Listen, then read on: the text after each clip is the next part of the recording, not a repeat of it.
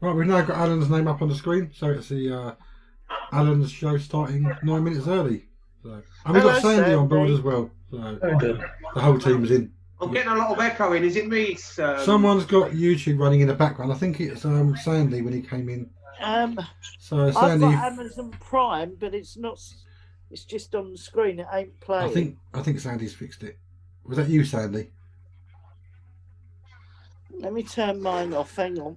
If you come out of the chat room and straight onto the live, you might have the chat room live feed still running in the background. But I don't think it's you. Is So that better? you've been here a while. I think it was Sandy when you first came in. Oh, it would be Sandy, wouldn't it? Trust it to be him. Are you feeling better, Sandy? Has he got his mic turned on? I bet he hasn't. Put your mic on. Turn your mic off. How we doing? Everybody seems to be talking at once just now. Yeah, that's you, Sandy. You've got the YouTube feed still running, I think. Oh no, Sandy, you in the chat room. You need to go and turn off the sound in the chat room. You didn't mute the sound in the chat room. That's what I think. Yeah, pause it or mute it. No, that's our way. There's a little bit of a time delay between Zoom and what shows up in the chat room, and that gives you that echo effect. Oh dear. So is everyone all right? Yeah, fine too. Thank you. Yes, all good. Bit tired. I've just cooked the boys their dinner. Left me shattered. But hey ho. So you feeling better, Sandy? Not too bad. Not too bad. You look terrible this morning. I look worse yesterday, but I'm okay now. You know, I'm sitting here in a wee spotty cup with my tea, so I'm happy. Oh well, I've got energy drink tonight. Still echoing, Sandy. You've got something running in the background. I'm not. You've got something running in the background, Sandy, because we keep getting an echo. Nothing at all here at this end. Is your TV? That's away through in the other room.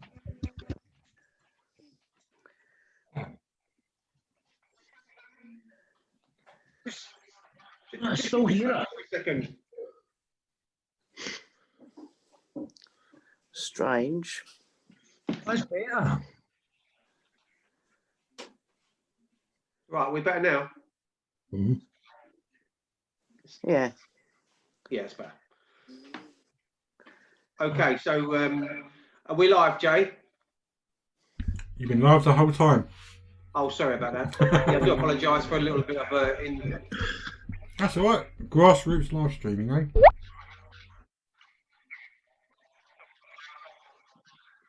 Is that Sandy still echoing? It seems to be coming for your end, Jason. No, I've been live since 5 o'clock. So it's definitely You not two right. carry on. I'll come out and come back in. In case it's me. You two carry on. I'll come out. All right. Right. How's that sound, Sandy and Sue? A lot better at this end. Has it stopped Yeah. your end, does it? Right, then it was Alan. Alan must have had the chat room open and the stream Yeah, running he's on a there. cheeky git, isn't he? Oh, he does Like it every week. everyone else. Yeah, what's what happened?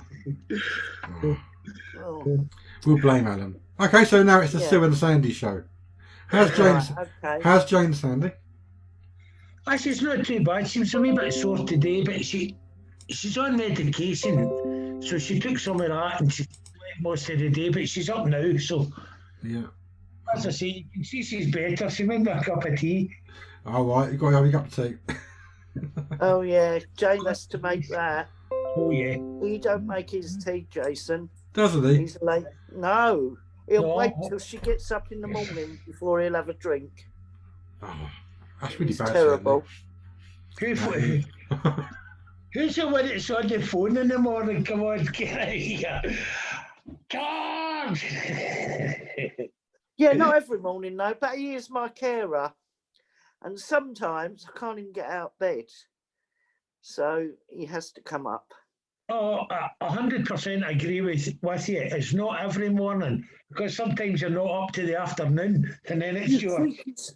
Cheeky bit. I've actually been in pain today. I've had to take morphine. Oh, that's So, it. Mm-hmm. you know, but Yeah, you're a mighty feeling a morphine bit- Power Ranger, aren't you? yeah, don't bleeding work. I need that oil. I'm gonna get some of that and try that. Yeah. What, CBD oil? Yeah, with the Yeah. TH something in it. It's got to have that in THC. it, otherwise, Yeah. yeah, it's got to have that in, otherwise it's no All good. I say is do your research and ask around and get recommendations from friends because there's good suppliers and there's bad suppliers. Yeah. Yeah, Do your research Yeah. on that one. Find someone who knows what they're talking about with it and knows Yeah, 'cause- what to buy, and get their Yeah. advice. And get their advice on what strength to get as well. Because apparently, if you go in the deep end with it, it's not great. But what do I know? Check out for yourself. yeah. I mean, the morphine, you become used to it after a while, and it don't really take much effect. I've heard great things about CBD. Yeah, But then I've heard other people say they've tried it and didn't help. So yeah. I mean, I know for epilepsy it's good. People have epilepsy and stuff, and Parkinson's I've been told it's good for, and a lot of things like that. yeah, Arthritis. yeah. I need it for that as well. But I think it would cure. Instead of me being on 20 tablets a day, I'm not sure it will cure the insanity though. Because I would have prescribed it for the previous call if I came in. Maybe beyond that. I think we've got Alan coming back in. Let's see we're how not he goes. blaming. Let's see if he's still with it. He should know what he's doing by now, shouldn't he, old Alan? He should do. It's his age. Yeah, that's what it is. Yeah. It's just because he's old. You know. Hello, Alan. Are you there? I am here. Did you It was manage you. to? It was you. How Yeah. young Yeah, you were. it wasn't that bloody Sandy. It was that bloody Alan Merritt. I know, Yeah. we know it was you. See that, eh? Zzz. Yeah. Sorry about that, guys. I do apologise. As you know why? Hey? Because he had his head done this week, and they've only left 2 brain cells, so he's finding things a bit hard. See, Yeah, they've only left 2 brain cells. What have you done to yourself, Adam? so What happened? yeah, they couldn't find nothing. They said. I'm not surprised. No, I said to her, I totally agree. I said, for once in your life, you might be right. Yeah.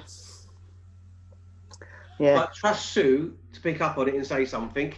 I thought Jeanette was going to come on, but she's been with Lizzie or something, doing the stream with Lizzie. Yeah. So she's not coming on. So a couple of other people have asked if they want to come on. I spoke with John earlier. Oh, did you? Good. I spoke to him yesterday. I thought I'd just give him a tinkle, see how he is, and then he just. I thought it'd be better if I spoke to him because I've known him for a while, and I just thought, there's so many people trying to get in touch with him, and I thought I didn't want his head bombarded by everybody at the same time. And if he's not in a good place at the moment, then so be it. But there's so much animosity out there, and there's so much aggravation that's been caused. I can see where he's coming from, and why he wants to take a backward stand now. And he's still going to be there, and whether he comes back again another time, but the damage has been done. If we need him, he'll be there for us. Of course, there. You know. Me and you are going to do something with him anyway. Yeah. Before Christmas, we're going to London anyway. Oh, are we? Oh, right. Me and you are, yeah. I like it. Yeah, all this Michael Tarrager is getting beyond a joke. And Danny he's Kerr. actually turned out an evil and twisted man. Yeah. He's saying that John took his money and used his brother's picture. And I said to John, what did you use his brother's picture for? He said, what are you talking about? I said, well, apparently you used his picture and got money. Now, I've got a screenshot and I can send it to anyone saying where Michael Tarrager is saying John has never taken any money from him. Before we go on with this, let's make it absolutely clear, this is not a personal attack on any individual. No. So let's not get a lot of people will turn around and say, well, Michael went through this and Michael, yes, we know what Michael went through. And it was So did we. horrific, Aye. you know. But at the end of the day, along with Michael came a guy called Danny Kerr. And Danny Kerr has caused unknown problems. He's been in touch with Just Giving, and he's forced the funding to go in a different direction that he should have gone. And then it started to get questionable. And do you know what? It's just as easy just to give people the money back, and then nobody gets anything out of it. Which is, if that's what they wanted to do, they succeed in it, and nobody wins in the end by what they've done. And these attacks, we get it. All groups get it. Every single group, they seem to have a little bit of infighting, and it all goes wrong. And I don't know what it's all about, because at the end of the day, John gave people a platform. What they do with that platform there afterwards, you know, it's down to them. I mean, John's not there to mollycoddle people, you know. He was just trying to promote, but people will pick up on, oh, he sells mugs, he's making millions, he's selling t-shirts, he's making millions, he's getting millions of pounds off of people right, left and centre. You know, people don't know the half of it, because there was an amount of money that was given to John that was given to Maggie Oliver, another whistleblower. And people don't know the true facts. And before they start casting aspersions about people, they should be aware of the facts before they start making accusations, because all you've done is cause nothing but animosity and upset to those survivors that John had reached out to, and no longer can reach out to him because it's affected him so badly. He's had to turn around and say, I can't do it anymore because my mental health will end up being affected by it all. I have a family of my own. You know, he said to me, he said, you know, Al, he said, I've got an allotment. I ain't done nothing with that allotment for 2 years. I didn't do, you know, I said, I used to love going out there and digging my allotment over and growing my own stuff and that. Just a piece of mind I got when I was out there, you know, in the middle of nowhere, basically, just doing what I wanted to do. Yeah. Yeah, it is sad, you know. I mean, when he went off on that walk with Dylan, trolls were on there. So, you know, that's put a false place where he was going from. And I hope they turned up there, the old trolls, you know. But I was there with Bill Maloney and his wife, you know. But, you know, John's looking tired. He's looking tired. You can see it's getting to him. Yeah. And he doesn't deserve it. He doesn't deserve it, because at the end of the day, listen, my argument here would be, look, if you went onto YouTube and you typed in John Wedger and you saw the amount of views that John gets, you're talking about, for something like Brew Review, he can reach anything up to 10,000. He can reach 2, 3, 4, upwards to 10,000.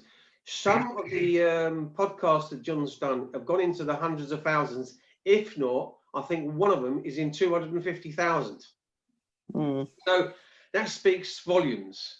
So where are these trolls coming from?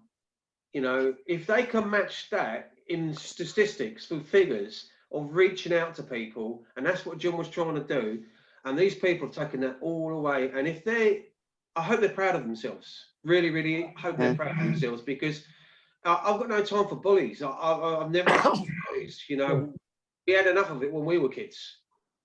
Yeah. I mean, there's so many well-known trolls out there. I mean, I thought Danny Kerr was a brilliant bloke, because I went up to Liverpool with Michael, and I went there to support Michael at his book signing thing, signing at the GMB conference. And I went there as a survivor to support him. I bought his merchandise, his t-shirts, his books and everything else. I spread the word about him, trying to put a good name out there. And then one day he turned around and said, I don't give a fuck about Beechholme. And to me, that hurt.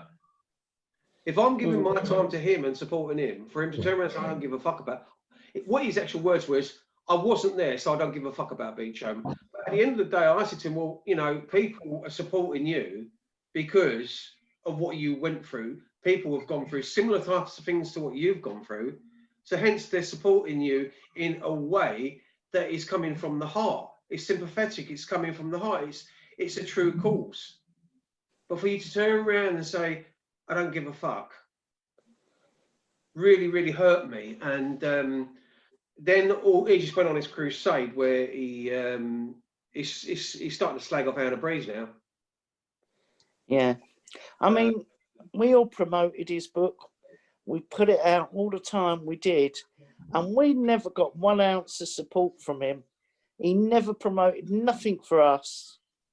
No. You know, and which is unfair. If you're a survivor, you support each other. That's what we're there for.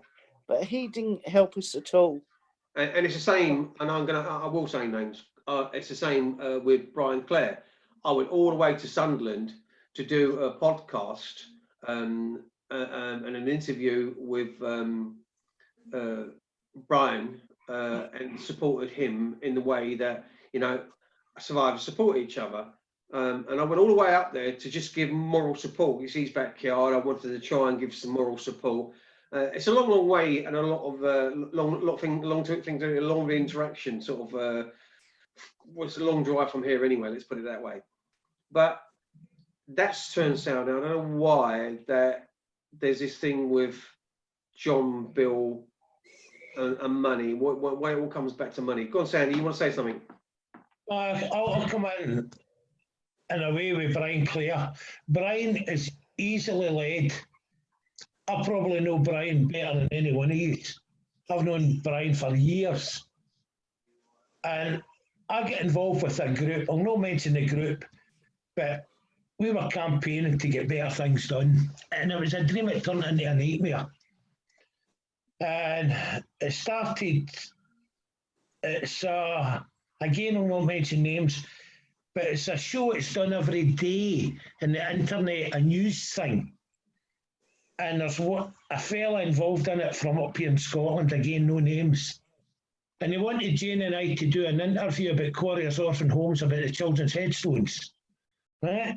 Yeah. This is at the beginning. Now, we set up a meeting with Quarriers. We didn't want to go to press, anything. We got the meeting set up with Quarriers. We spoke amicable, we all left happy. I was only in the house about 10 minutes when my phone went. Quarriers Orphan Homes, did you phone up the BBC? And it had this big story, Sandy Smith. Now, I don't get it for glory, I hate my name. I'll use my name in papers or press when it's needed. But things like that, no, I don't want any glory, because this was a team effort. It wasn't Sandy Smith, it wasn't Jane Taylor. This was the Quarriers Warriors. But it was Sandy Smith, and he had done this, he'd done that. This big story was up anyway. So that lost us a lot of trust with Quarriers. Now, I found out who it was, and I got to the main guy who had put the story on the website.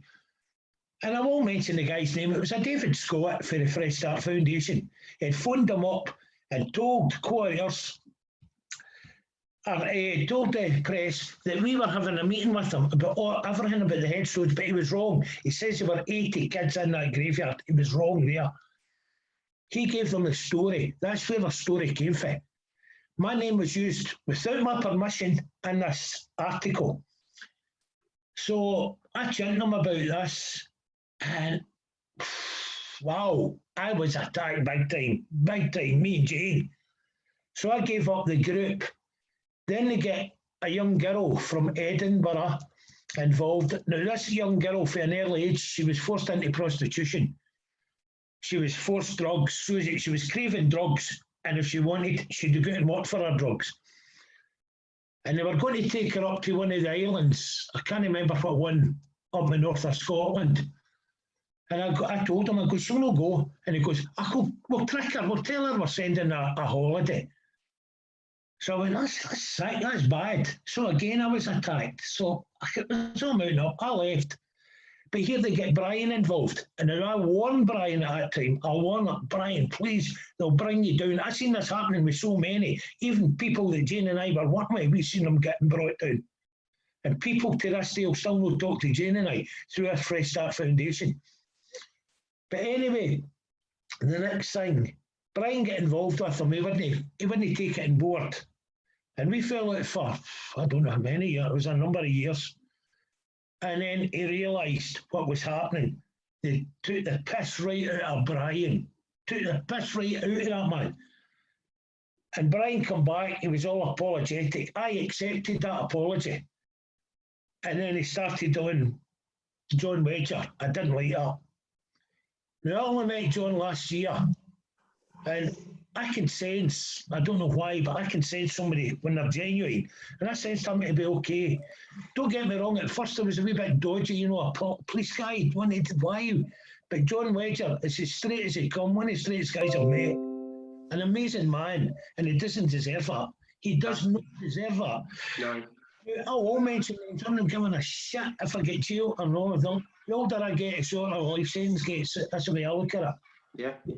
And there were two people that I know, and they attacked me a while ago, and Jane's here is my witness. There's Alinda Kenwood, and that Walt Disney's daughter. Angela Powell. Disney. That was her. Angela Power Disney, I challenge you to meet with me anytime you want, and if Jason gives us a platform, we'll do it for there, because I'm accusing you of murder. And I mean, that is some allegation to make, but I challenge her to meet with me anytime. Anytime. She wanted to know who said it, I said it. Yeah. I can't believe how much... Sorry, Sandy, sorry, go on. No, but I mean, Jane and I were up all night with this girl, all night.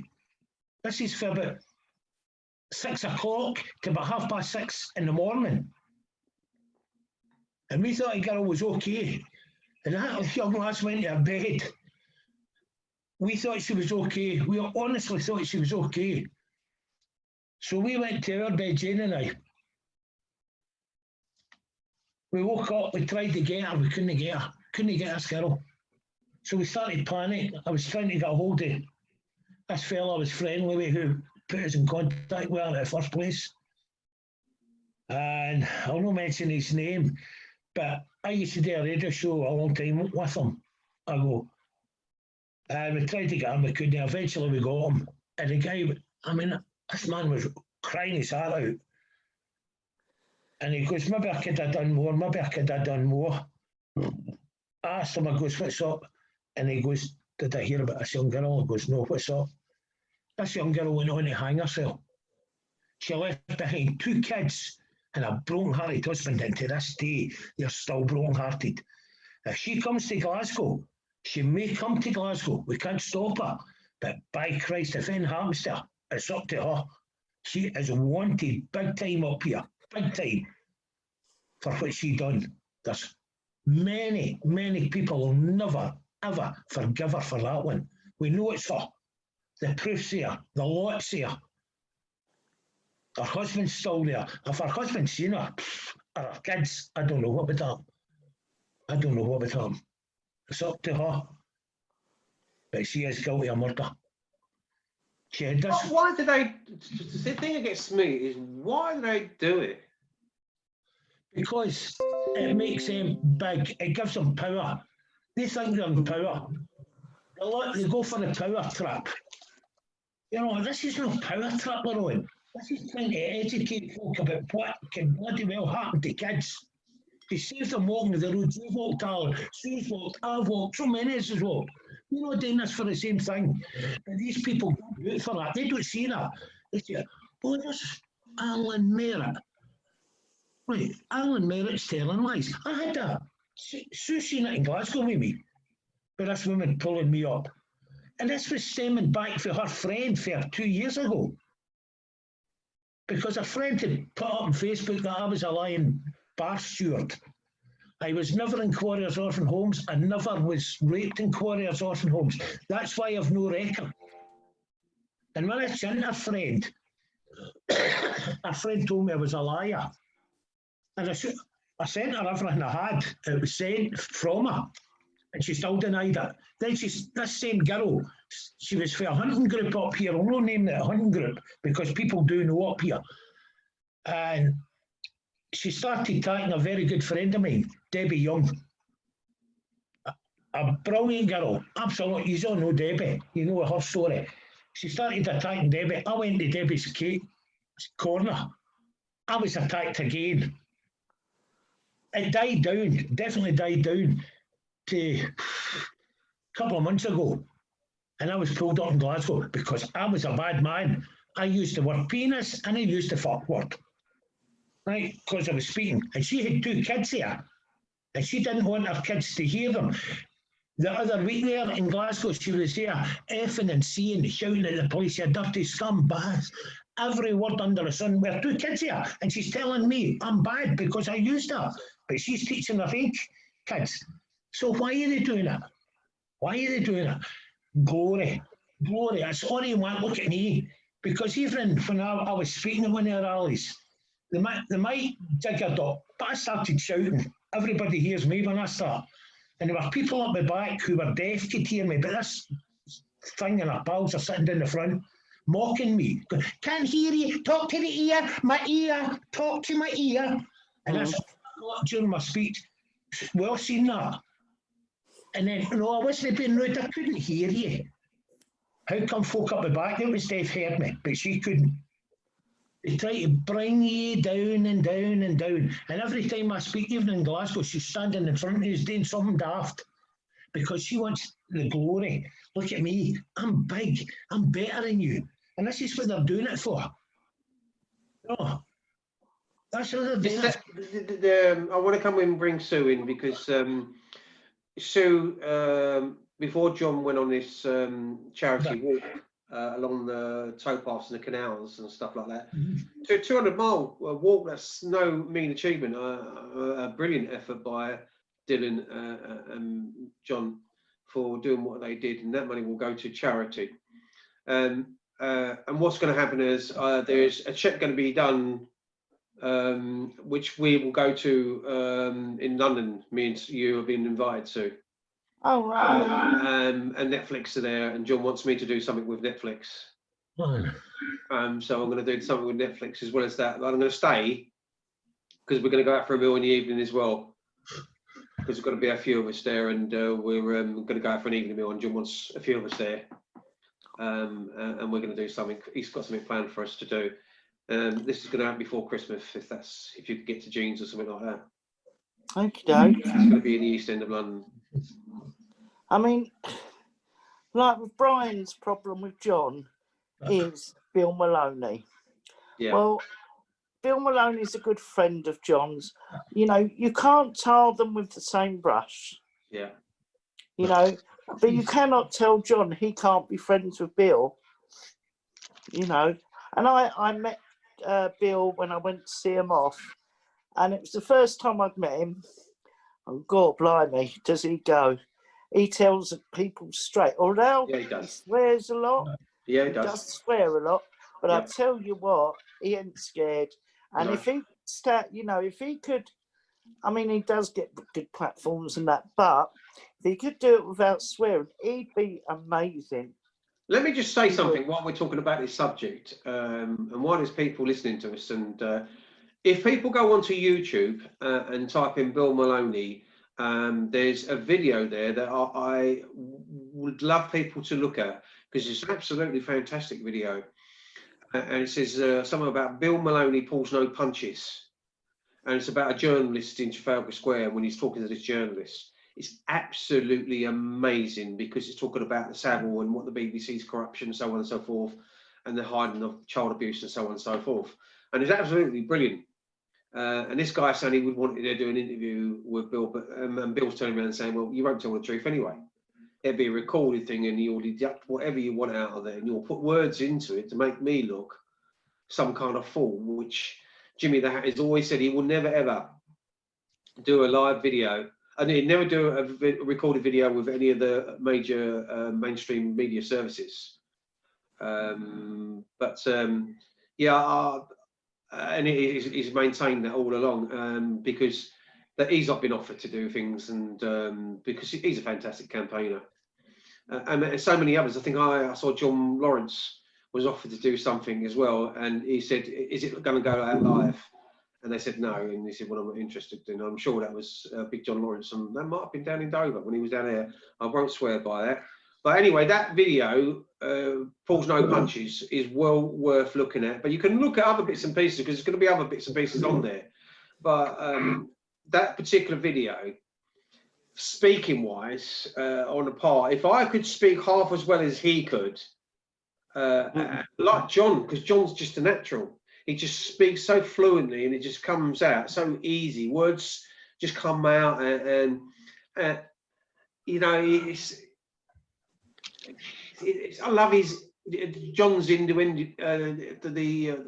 mannerisms, his cliches, everything he uses, like picking lower hanging fruit, and they couldn't open an envelope and stuff like that. Just simple things, and he comes out with it so perfect and so poignant, and he hits them in the right note. It's almost like watching an orchestra play, somebody conducting an orchestra. He just hits it at the right time and times it perfectly, and that's what makes him.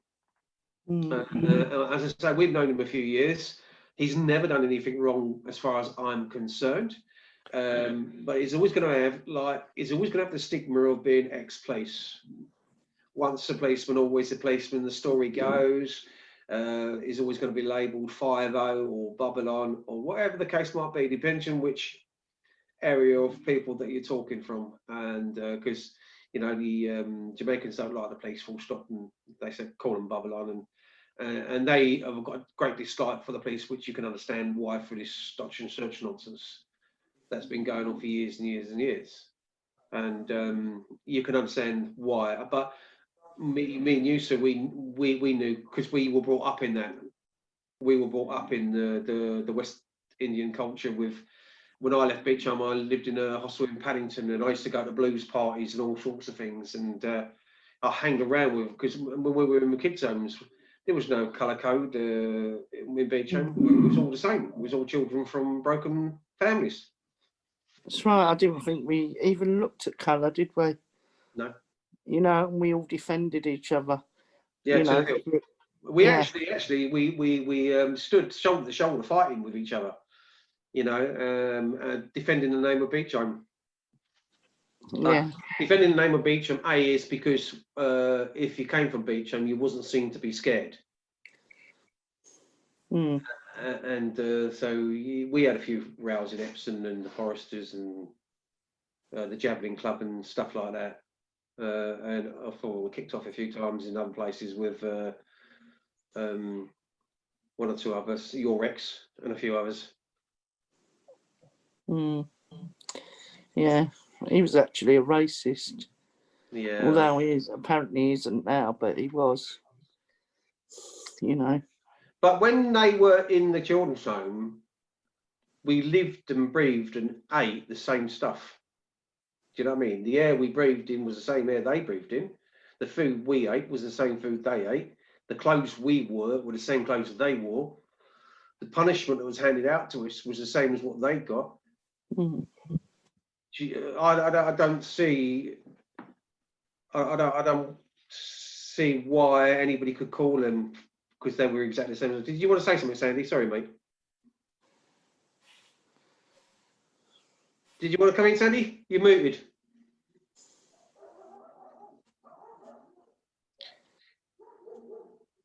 That's better. I keep forgetting about it. You know, I was listening to you and Sue saying there when you were in Beechholme about, you know, it didn't matter the colour you were, black, white, anything. You know, it didn't matter. I mean, the first black kid I ever seen in my life was in Quarriers. They were one. You know, we thought he'd been on a good summer holiday, you know. But, I mean, they were nothing like that either. But where do you think all this, you know, the racist things come in here with blacks and whites? You know, in your own opinion, why do you think this is just now? Why is this so strong now? But you're talking about Black Lives Matter?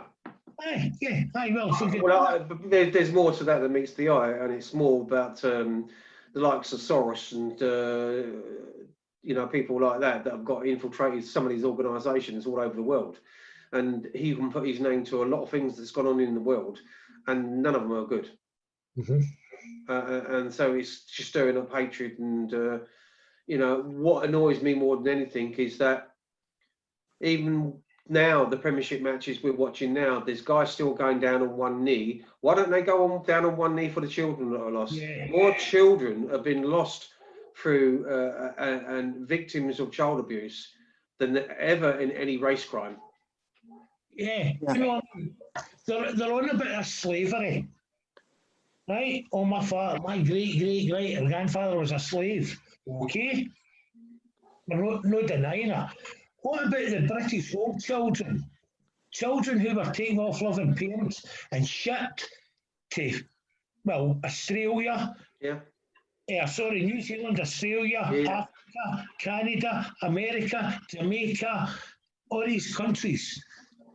You know, saying that, Sandy, saying that, and when the police came back to us on Operation Brockhurst and done some of the interviews that they'd done with us, because they came back and said to us, you know, if it wasn't bad enough living for your first 20 odd years of Beechholme and the stigma went with it, I kind of like had nightmares in my 30s, and then in my 60s, the police have opened that tin of skeletons and shook the tin up very, very badly, and bringing back all them bad memories hasn't done your mental health any good, I don't think, because it's just, you know, it's picked at that septic wound and it's reopened and festered. And so, yeah, it didn't do any good at all. And I can't understand why this type of thing happens, you know, and nothing ever seems to come of it. I mean, that was one big expensive exercise that lined the back of a lot of police officers. Because even today, you know, and I'm getting back to this British home children thing, even today, there's still descendants. Yeah. Out their families. Yeah. Well, at Operation Brockhurst, Sandy, they were going to interview people in Australia, Canada, New Zealand, South Africa, all over the world. They were going to various parts of the world to interview them in Operation Brockhurst. So, can you imagine how much that costs for them to go? No. And we're talking about, because kids did get shipped out all over the world, and it's not just that, Sandy. I think you can look at the Irish slaves. Look at how many children. Right? How many Irish children? Yeah. The Americas, and you look at the history of the Americas, and you look at the Scottish and the Irish that settled in America. A lot of them came from slaves. Well, that's what I'm saying. You could go right back here, even in Scotland, you know, to the Highland clearances, get shipped off to Canada. That's how Canada is. There's a lot of Scots over there. But it's not our fault. They've even got a falls called after me, Smith Falls in Canada, you know. But I mean, Shu makes a very valid point there, and this is the most important point: is that why are they blaming white people today for something that happened hundreds of years ago? Because you get Delroy come on the show, and Delroy will talk about, you know, you can talk about the Alfonsos going back to the Portuguese, and you can talk about the Jacobites, you can talk about loads of things. He can go back right back in history before anybody's, and he can tell you it's a crock of shit. Yeah, they're just trying to cause a big divide between us. You know, and we just got, you know, there's good and bad in every race, as I always say. Yeah. You know, not all black people in Black Lives Matter. It's the same as like when they talk about, look, let's put a different way, right? They talk about the Muslim grooming gangs, right? We know not all paedophiles are Muslim. We know that. They come from all walks and shapes and colours. And there are British paedophiles, which we know are out there. But there are gangs. There are gangs of Muslim grooming gangs out there. And there have been for donkey's years. And people have been speaking about this for a long, long time. But now, if you use certain words, they hit the race card and say you're being racist because you're so Muslim. You turn around and say, okay, what's the figures in the rate of how many white British men have raped Muslim girls and how many black men have raped white British girls? But we don't do that. We don't put it into a category. We don't turn around and say this, that, and the other, because, you know, it's happening right across the board. But there is a problem. This is what people have highlighted. There is a problem in certain areas, and they know it. And they do nothing about it. I know. Nothing. Well, look at that kebab shop down in, I think it was Bognor Regis. Bognor, yeah. And they were supplying kids with kebabs, Sandy, and they were putting drugs into the kebabs. So what they were trying to do was make the children a little bit lightheaded or weary or whatever the case might be, applying them with drugs. And then once they got them out of, they could take them off the streets and they could apply them with alcohol or other drugs, or worst case scenario. Not being factual and knowing exactly what goes on, I can't actually say. But what I'm trying to say is things did go out of hand. Things did happen. And it's still happening. And it's still happening, yeah. Yeah. It is a joke. Now, I want to come back to Sandy, because Sandy, was you out this weekend protesting, or did you not go because you was poorly? No, I didn't go, but wow. See, Robert got arrested, didn't he? Yeah. Robert, let me get it right. Is it Robert Spoil? S-P-O-I-L? Sproul. Sproul. Uh-huh. Now, he's really, really brilliant, and he's been bombarded with indictments right, left, and centre. And he is Robert is the common law specialist in Scotland. Oh, I without a doubt. And they don't. So now the police, what we've seen in London and what's been happening in London, is now. I'll let you talk us through it, Sandy, because you can tell us what's happened to Robert. Well, on Saturday there were a child rally. Now, last week here, Robert went up to the Scottish Parliament. I know, I see that. And he put papers on them. I see. Right? So... Did you notice, though, having said that, they wouldn't accept them. Nobody would take responsibility. No one would come out and sign them. And he was going in different... They was fobbing him off. And at one stage, they were running away from him. Yeah, he was running away. But this is about this guy knows a lot inside out. He's honest, he's really, really clever. And the more I'm getting to know him, the more I'm learning from him. I'm really learning. I didn't know that. I didn't know this. And for various things. It's just wee tips that comes in handy if I'm ever arrested at one of these things. But I think it was Thames Fair last week. They were after him because you can't talk about Nicola up here. No. Because Nicola is, honest to God, she's the next coming. Nicola Sturgeon is, according to folk in Scotland. And I can put up posts about Nicola, and I'm attacked with all these yesers. Right. Now, I worked with the SNP, I'm going to be truthful here. For the age of 18, I was Scottish nationalist. I went right off that. I left them because I was threatened. Bad things can happen to me. And I've seen that happening to great people. Really, really good people. They're amazing. The best guy I ever met in my life, Robert Green. You all know what happened to Robert Green with the Holly Gregg case? Oh, yeah. Robert Green, yeah. William McRae, MP, he was going to name all the MPs in Scotland and Westminster for paedophile. He was going to his wee Highland Cottage, as he called it, up by Inverness. And it was a Friday night. His car was found in a ditch with 2 bullet holes through his neck. And after McRae shot himself, twice, remember, a gun point blank range, boof. He managed to get the gun and put it under his car. Yeah. Winnie Ewan, who I know Winnie well, I've known Winnie since I started this, and I've been out with Winnie Ewan campaigning. Winnie Ewan carried out an investigation in this, and she was denied any reports for the police. Not one did she receive, or any other. She was denied all this, so she had nothing to go on. What's this new thing that's come out with sturgeon and salmon? There's something new that's come out just recently. He said, she said, or vice versa. Okay. This is about the I touch you, I touch them. They've been at this for years. It's nothing new. But it's hitting the news now. Is she denying She's denying that she ever spoke to Salmon about this. She's denying I never spoke. It's the same with Govan Hill in Glasgow. Yeah. We all know what's happening. Bennett. And Sturgeon, we sent a letter, right? I'm in a group just now. We call ourselves, we've not got a name, but we go, the Magnificent Seven. There's 7 of us. And one of the girls sent her a letter to find out about Govan Hill.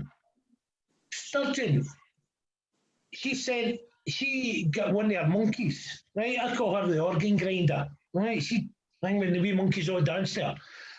So she got one of her monkeys to write back. And they don't know anything about Govan Hill.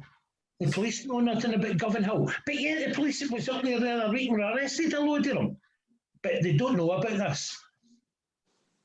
You know, she's Sturgeon. She's the biggest liar in Scotland. I know I'll get arrested through time because I'm speaking out about her. I know I will. I don't care. I'm talking about her. I've got a right to talk about her.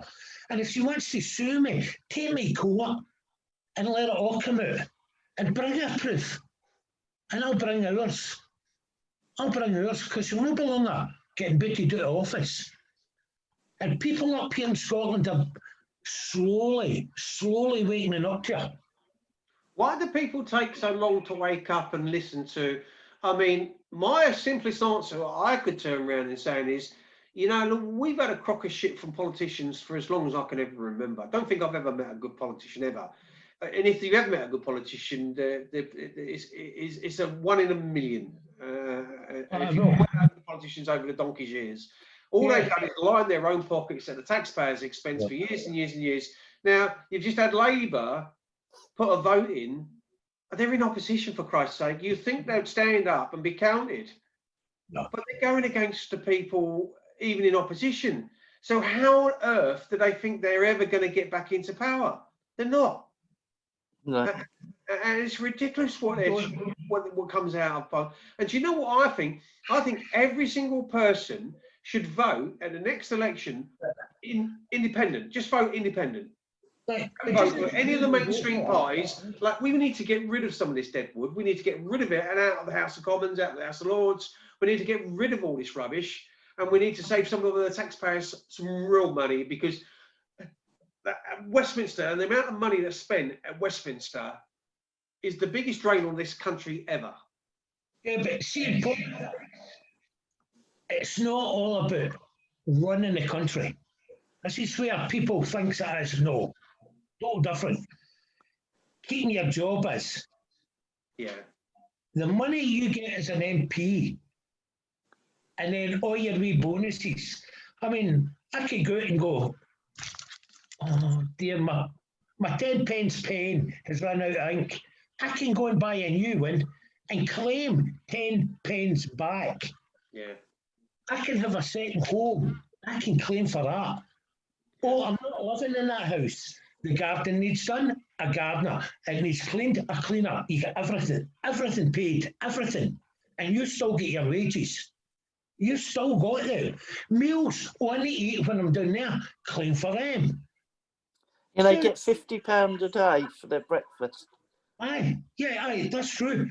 Yeah. Yeah, that's a good point, actually, Sandy. Well brought up and well mentioned, because at the end of the day, it's very, very true. It's keeping me a job. It doesn't matter if you're a top notch or not. Okay, if you're a top notch, you got a bit extra. But as long as you keep your job, you're getting these luxuries. And that's all they care about. When you're in a party, or you don't see somebody, if I was in a, say, SNP and I was an MP, I want to see you as a voter. I want to see you as a person. You're a voter. You're going to put me in power. I've got to convince you. No matter what, I've got to convince you to vote for me, because I'm the best person you've ever met in your life. And no matter the shit, you know, oh, could you do it? Yes, I'll do that. You get me in power. See, once they've got your ex, to you. And that's the way it goes. I've been there, seen it. Elections rigged. Yes, it does happen. Yes, it does happen. That's why they give you pencils, isn't it? They think people are stupid. We do it with pencil. We can rub that out and change it. Yeah. But I Yeah. mean, it was even up here when that independence thing was going, and it was Ruth Davison. It was one of the islands, and before the vote come in, oh, we know, we've got the vote in that. We know we've got the vote in that. She knew, and she knew the count before it was counted. She knew. How does she know that? Well, if she's that fucking good at guessing numbers, I'm going to ask her for this week's lottery numbers, Mm. and we'll go 50-50. You know, can't get any fairer than that. But it's corrupt. This country is corrupt, but people are they don't want to know, they're too lazy to get off their ass. And this This is what annoys me. Why do they still vote for Tories and Labour when they just don't do anything? I mean, how blind can someone be? But when the listeners on here talking about this tonight, there'll be thousands probably hear this, and they'll be going, they're talking rubbish. This doesn't happen in our country. Because I watch the news, Mm. I read it in the paper, and it would have been in the paper if this had happened. It'd have been on the news. Stems back, who's running on us? Who's going to say? No, it's corrupt, pure corruption we're living in. But people, I don't know, they're just, they don't researching. They would rather just, well, if this is happening, I'll probably see something like it in Coronation Street, and then we'll see. You know, and it's true. They would rather sit and watch a television. Let that fry their mind. I mean, it was one night, and this is how bad this is. It was Jane's sister phoned her, and I don't know the woman. She phoned Jane about this woman. What do you think of this woman doing something? Jane's, what are you talking about? Did you not see the way she treated her husband? Jane goes, who? It was some bloody woman off Coronation Street. This is how television works in folk. Brainwash them, brainwash them, brainwash them, brainwash them. To you're under these puppet spells. And it's going on every day. This new world order we're talking about, I can see that. I've seen that over the last few years. I reckon within 10 years, our country, even before that, but I'll give it 10 years, and I can see us being under a new world order.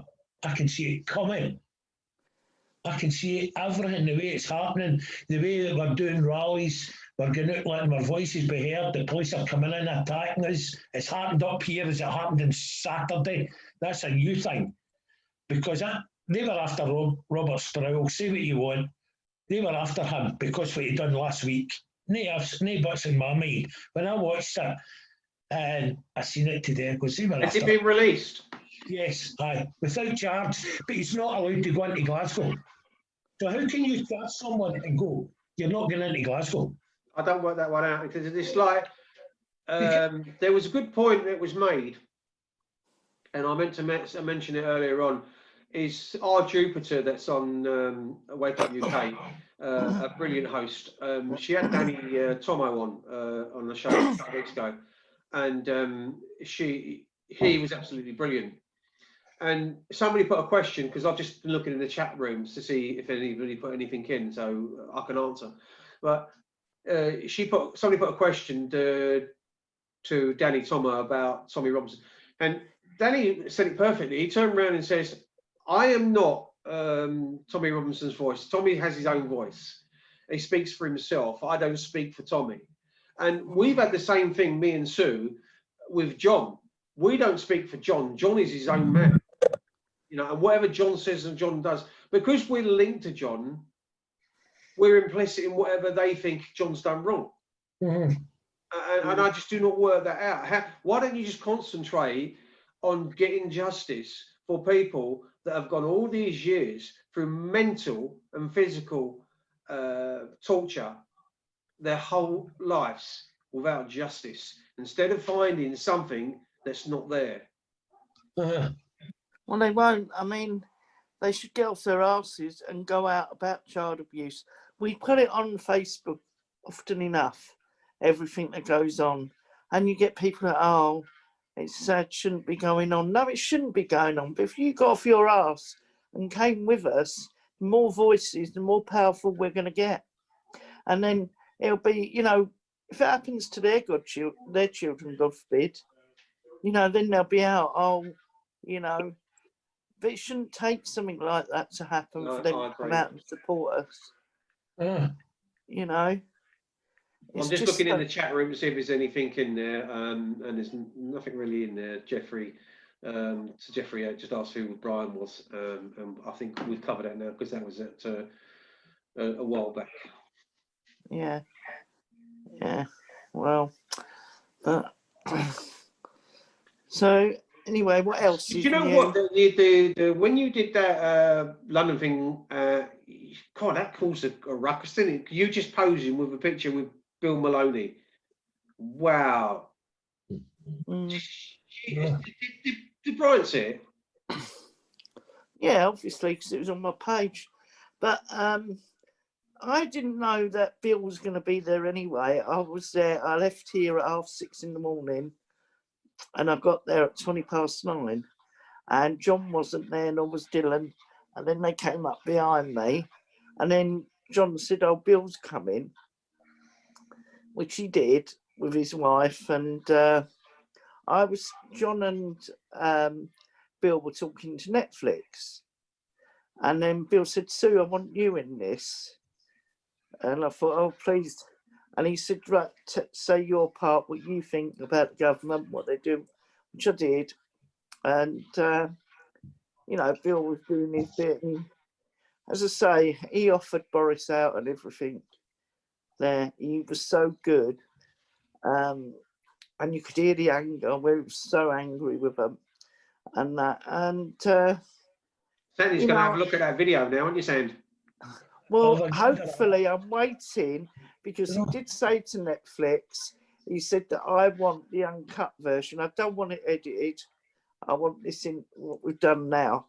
And they said they'd do it for him. And he said, I actually post that. See if I can post that. Because let's have a look on YouTube. I might post that because I think that's. Let me have a look. You talk amongst yourselves and let me see if I can find it. Yeah, so hopefully he'll get it. He's going to send the unedited version to me, and it's good, and it can be funny. That's the one. Can you see it? Yeah. Bill Maloney punches BBC. Oh yeah, that's a reporter on the nose. He also did another good one with. That's brilliant. I'm going to send that to you, Sandy, if I can. Yeah, when Max Gifford or whatever his bleeding name was coming out of court. Hang on, let me just see if I can send this to Sandy. Right, where's Sandy? Sandy. He's sitting here. I can see him. I know. I'm sure that was you, Sue. And quick and Bill get a blame. Do you want me to send it to you, Sue? So do you want me to send it to you? No. Yeah, please do. I'll put it up.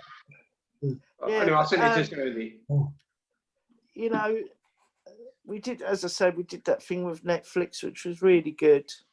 And Bill is a really nice bloke. He really is.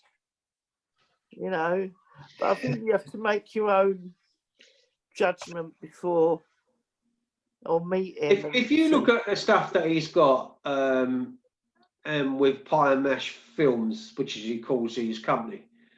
Now, the stuff he's got is top-notch stuff. It don't come cheap. Now, if you look at what I've got, now, there's my rig, there's my phone, there's my microphone, and there's my light. So, you know, if I want to put a light on to do some filming, I can. And I've got my iPhone 8, and I can just take that handle off and put it on a pole. But I've got the microphone and I've got the light as well. So if I wanted to watch, it should. So it's got quite a bright light on that. So if you was filming, yeah, exactly. And you can turn it down, mine, but it's ideal for, you know, if you're out there doing some podcasts or whatever the case might be. Yeah, so what else has been going on? I've just got a bit fed up with everything that was going on it's really affected me as well. What's happened to John, because I don't think there was any need for it, and it really.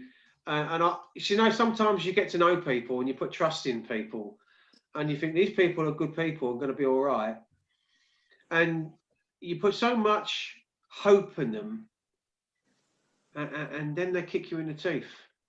Yeah, that's why, you know, I put the statuses up that I did about if they don't support John Wedger, then remove themselves. And I think, you know, as I said to you yesterday, we need to clear out of our groups. Yeah.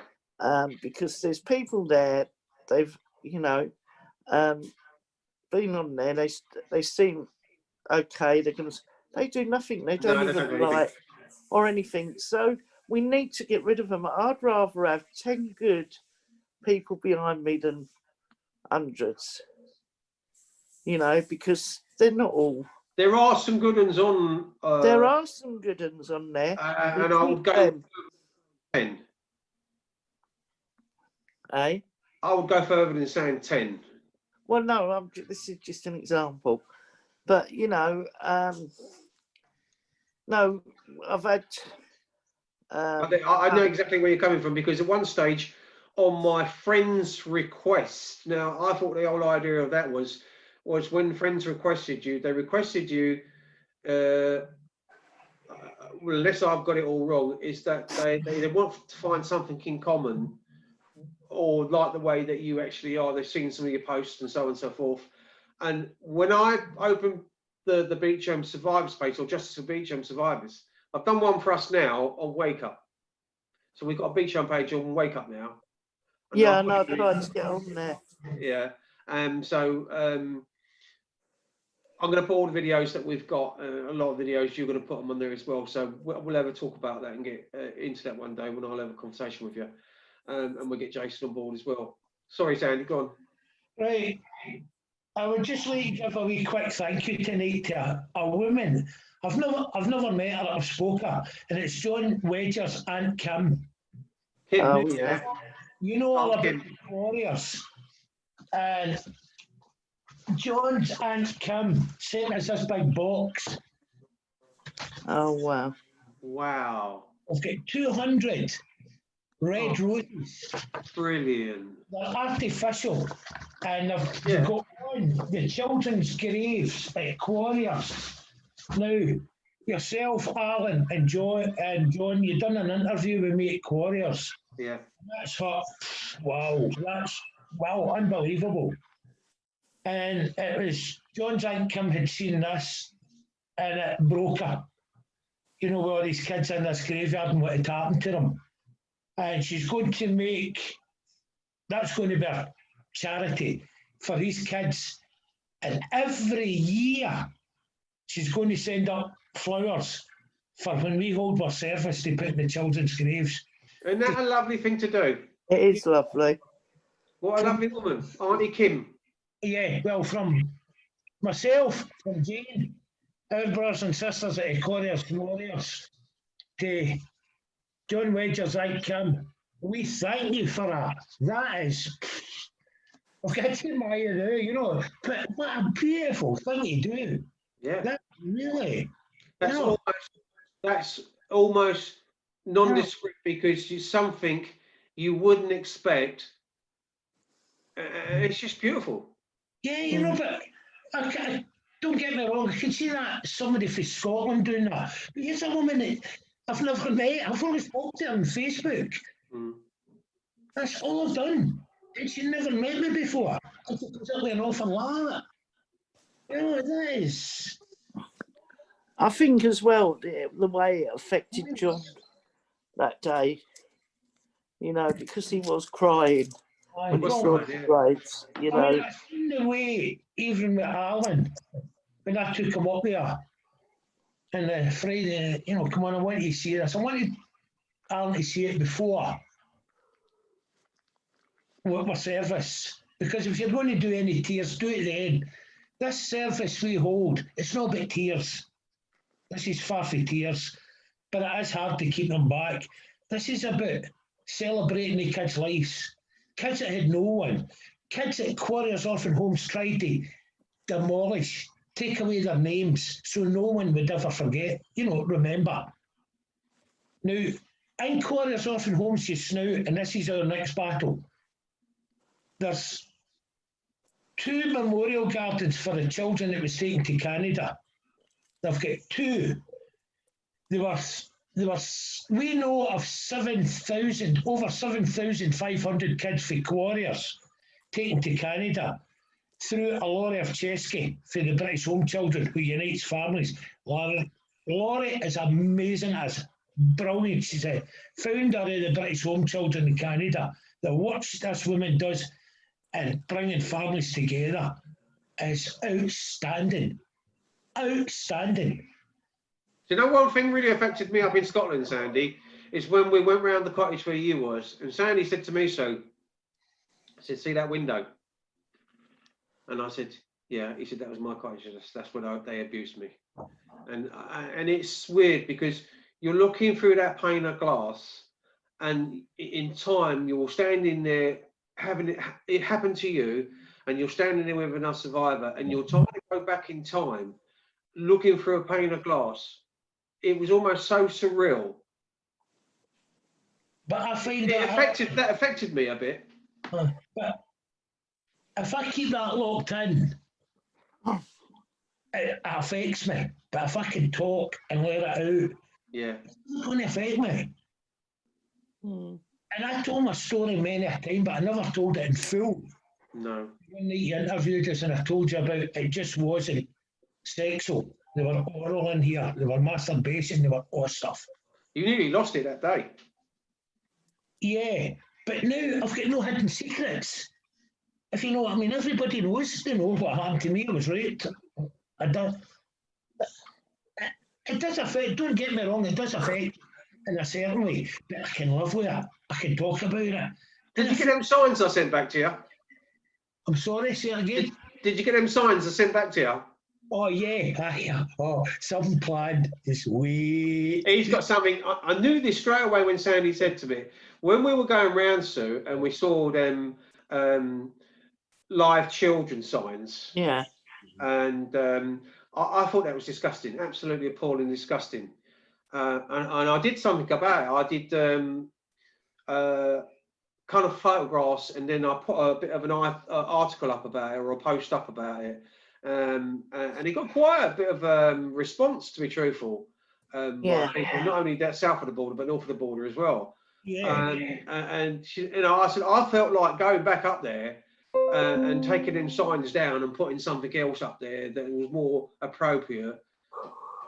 Yeah, but the Quarriers Orphan Homes, see when things like that happen, Quarriers will tell you, this is not us that put them up.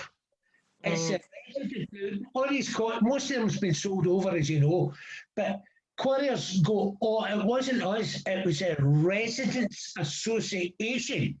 Now, if you go on and you Google Quarriers Orphan Homes Residents Association, it gets back to Quarriers themselves who's running this.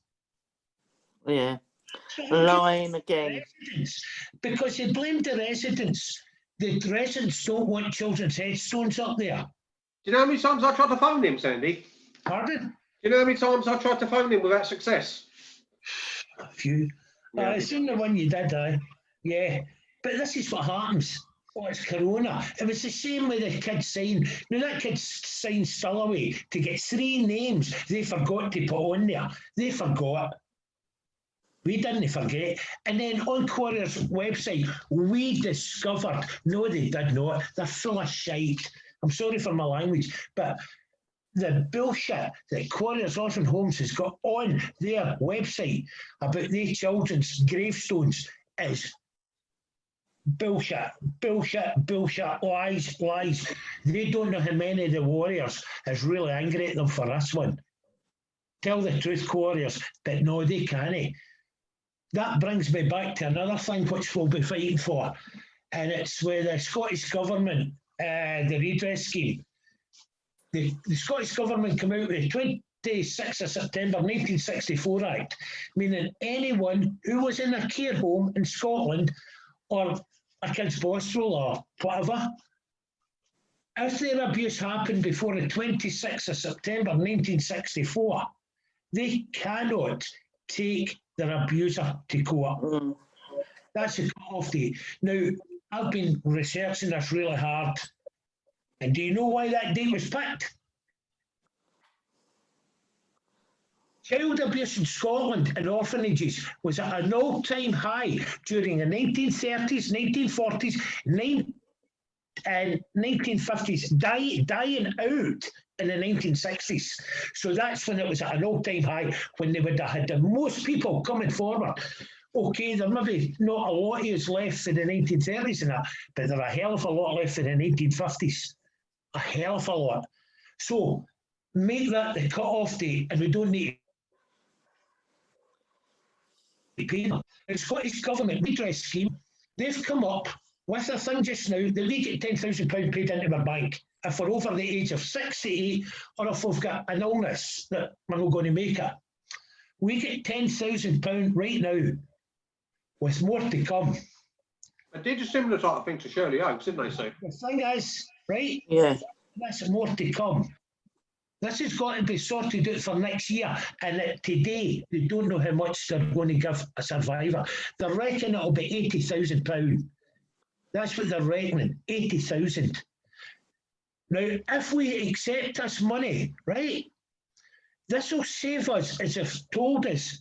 Now, this came from the redress scheme, and the so-and-sos have took their email down. They've took it off my site so I can't get it. And it's my own fault for no copying it right away.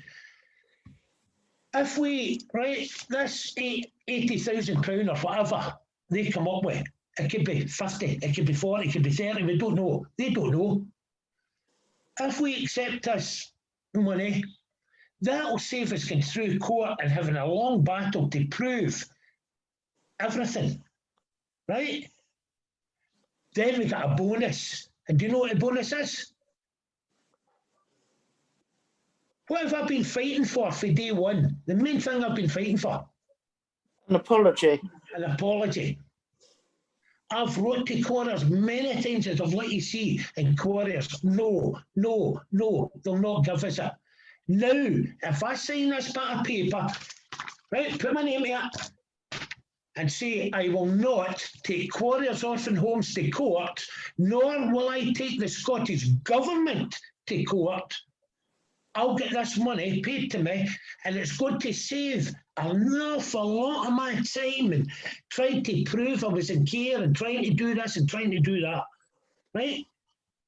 Not only will I get this money, but Quarriers will sign and give me a written apology. Is that blackmail? Yeah, absolutely.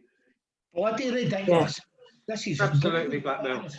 Doing up here. How disgraceful, how despicable, how damning is that? That's disgraceful. This is when we speak out about this, about Nicola Sturgeon and co. up here in Scotland. That's how Robert Sproul, speaking out, arrested. What for? We don't know. We'll think of something. And they'll keep hassling Robert. I know they'll keep hassling him because he keeps speaking out. Because it was told to me, if I keep speaking out about Nicola Sturgeon, bad things are going to happen to me. And that's how I keep putting out. If anything happens to me, you know who to blame. I'm not doing anything daft. I'm not doing anything daft in my life. I've been there, and I vow and I swear, no way will I do anything daft. If I end up in a psychiatric hospital again, it's not because I want to be there, it's because they've put me there. And I've seen it happening to many, and you'll probably know who I'm talking about. People that's ended up with bullets through them, people that's ended up getting into hospital and mysteriously catching cancer and dying, people that's went into hospital, oh, that poor man, oh, he died with a blister on his backside. You know what that would mean, Sandy, that Nicola Sturgeon's way of apologising would be to lock you up. Yeah. Aye, yeah. And to shut them up. Aye. You know, shut us up. That's what they're doing. This is a new world bloody order. You know, you will do. I mean, Sturgeon, oh, we want independence. Right now in Scotland, 59% of the people that want independence. How's she not going for it then? When you're so high and know you can get it, why she's not going for it? because she doesn't fucking want it. And I'm sorry, but she does not want independence for Scotland. But the fucking Muppets, oh, Nicola does want that, you know.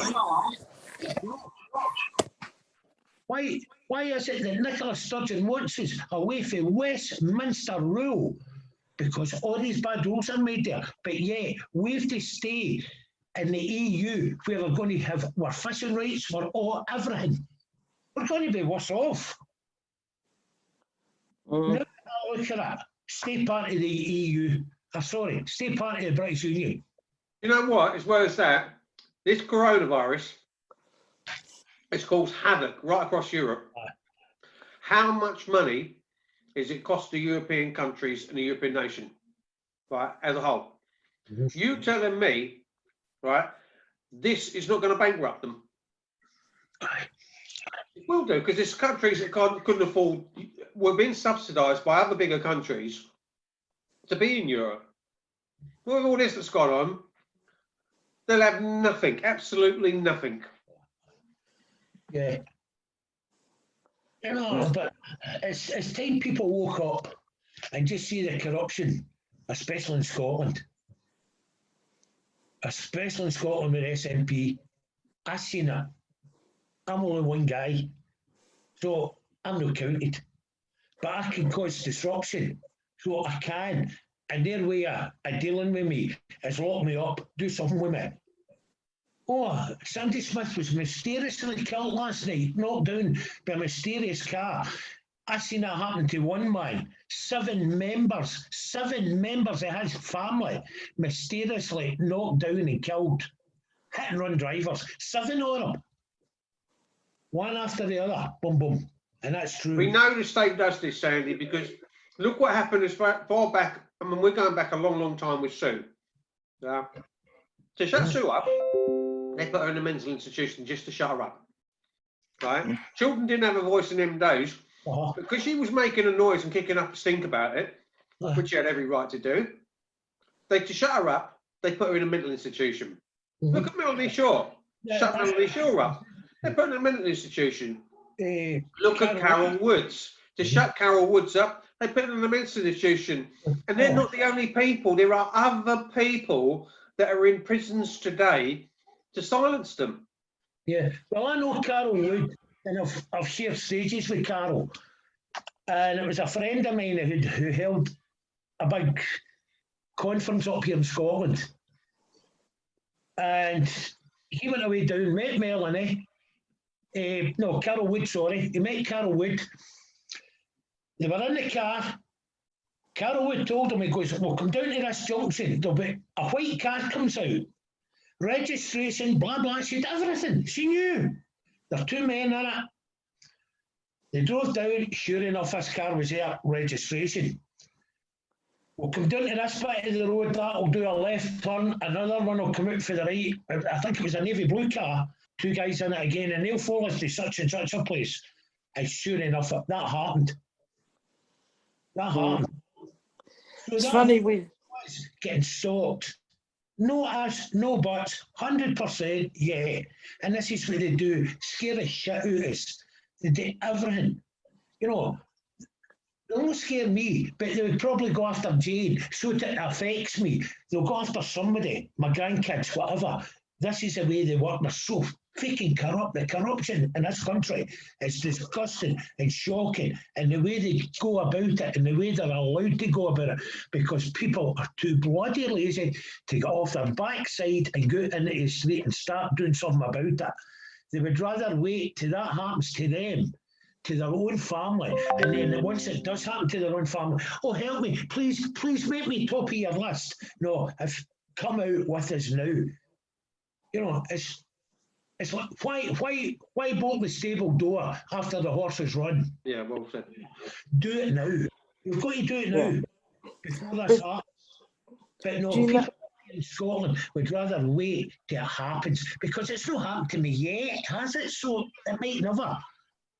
Go on, sir. But have you noticed nothing has been heard about Carol Woods now? Nothing. You don't hear anything about her. You know, because they've shut her up. Right. Well, part of her condition of being released was she's still to be injected. Mm. That's to keep her calm. So they say to keep her calm, and because of the reason why she was put in the institution. Part of their releasing, to get her out of there, she had to agree to take whatever this drug is that they're giving her, just for calm or just to keep her thing. And so therefore, she's just gone off the. She's just gone off the radar, basically. But, Yeah, I mean, Melanie's some of the supposed to stuff be that in people free. inject you with. I mean, it's lethal stuff. It can put you flat in your ass for 2 or 3 days. Yeah, Yeah. knocks you out. Yeah. Sorry, Sue, what did you just say? Same with Melanie Shaw. She's supposed to be released. Why Yeah. isn't she being released? Why is nothing coming out about her? Yeah. It's all gone quiet. Nobody can get through to her. Nothing. You know, something strange going on there. And yet they give her compensation. And they still haven't released her. You know? Do you know, There's that's something- what I find so disgusting about it all. We were talking about politicians and what they get and what they complain for, and the lifestyles they live, while they put people like her through bloody hell. Same as Carol Woods, same as you, Sue. You know, this has gone on for so long. Our history is riddled with it, and it's all down to corruption. Oh, yeah. Oh, yeah. I mean, in the old days, our injection was Lagatul, and they used to call that liquid cosh in them days, and that used to knock you out, right out, you know. But they used to give you it in a medicine form during the day. Yeah. But if you did anything wrong, i.e., well, in my place, you had an argument with someone, and it just got a bit heated, you would be given the injection and put in the cell. Yeah. You know, it was bad, because if you're outside and you have an argument with someone, you don't get a jab up your arse and put in a cell for the same thing. I went to the orchards where they were keeping Carol Woods, Sandy, and I was filming Jimmy. I've still got the video. I did a film, you know, like I did with you and John. Yeah. I did with Big John Lawrence, and I do a few myself, and did with Brian and a few others. And I did a video, and I was getting Jimmy's speech on it, and also went close to the window because she managed, because there was a few people distracting the staff at the main door. So therefore, she managed to come to the window and just pull the curtain to one side so she could see us. And she was elated. If you could see the smile on that woman's face, all them people were outside the other side of that window, shouting and screaming her name. She was so happy and so joyful that people had travelled miles and miles and miles just to go and see her. It absolutely made her day.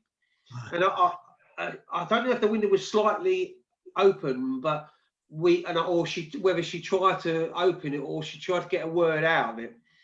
And somebody said, "Are they still injecting you?" And I've still got it on video, and I've still got the video. And he said, "Yes." And she clearly says in the video, "Yes, they're still injecting me, forcibly injecting me." And to this day, even though she's been released, she still have to be a part of her agreement is that she should be injected. Disgusting. It's like us at Inquiries Orphan Homes. We were getting injected every few months. And I mean, we don't know what the hell we were getting injected. And on my medical records, people before they were in Quarriers and medical, and after, during Quarriers, there's nothing. Quarriers Orphan Homes, when you came in, the Quarriers had their own hospital, remember? They had their own staff, doctors, nurses. Quarriers turned around. No, the hospital was run with the National Health Service. You'll need to go to them. You go to the National Health Service. No, we don't know nothing. Quarriers had their own hospital. But Quarriers are passing the buck down the line. We'll never ever know. We'll never know what the hell? But see, every one of us, we're all bothered with bloody back problems. Every Yeah. one of us.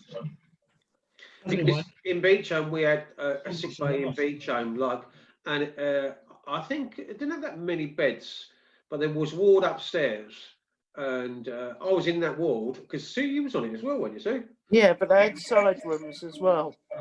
And I remember the stairs. There was a doorway, and there was a stairs opposite there. And I remember the nurses come out from the left-hand side, but you could go in the end door and go in through to surgery to have your eyes done and so on and so forth. Because the opticians was that end, I think. Yeah, and the dentist. Yeah. Yeah.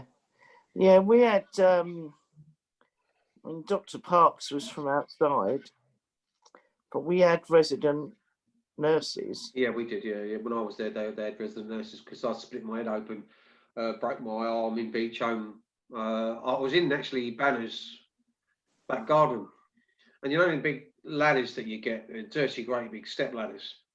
Whether they used them for tree pruning or whatever the case may be, or whatever it is, because there used to be like a lot of lollipop trees in Banner's garden, like of the fir type, and I was climbing at the top of it, and I was trying to balance on the top, and I fell and broke my wrist and was taken to Epsom Hospital. I remember as a little kid looking up at all these people, and the room was full of these students. And I thought, what the hell's going on and all that? And it was like, you know, how many times did we go through? It was almost like some sort of case file. Do you know what I mean? It's being looked at by multiple people at multiple times and being interviewed by more than one person. We seem to get a lot of that, didn't we? Every time we speak and we find out more about each other, you know, I'm talking about yourself, Alan, and Sue, the similarities between Quarriers and you, Beechholme, and so many other. Oh, it's like a carbon copy. You know, this is when people say, which I always say, and I think is a lie, when they say there is no such thing as a paedophile ring, I beg to differ.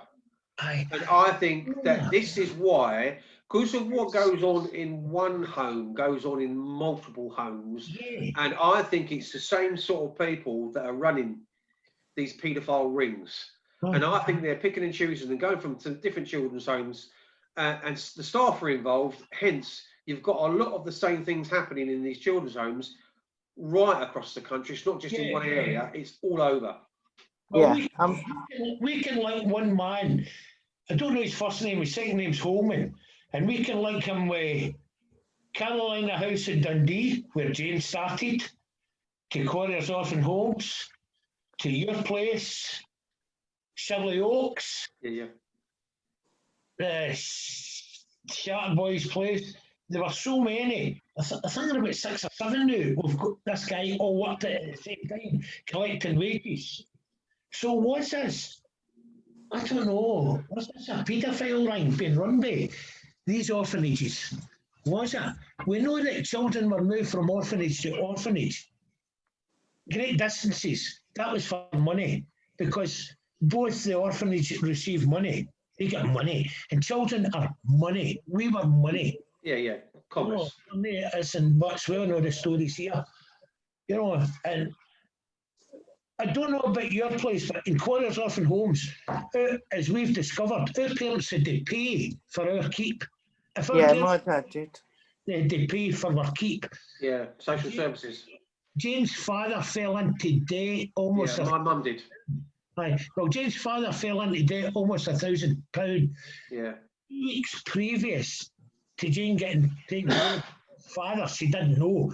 He had wrote to Quarriers telling him, put my kids up for adoption. He didn't want them.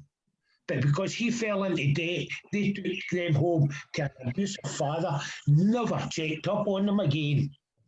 Their home life was so bad that Jane actually and her sister and brother tried to run back to get back to Quarriers. So it shows you how bad their home life was. But the police took them back, and the father, they're okay here, they're okay.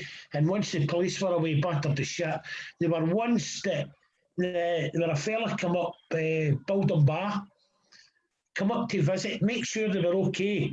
they had wrote to Jane's father to say he was coming, and Jane's father had warned Jane and her sister Wilma, brother David, you better fucking tell him, or God help you.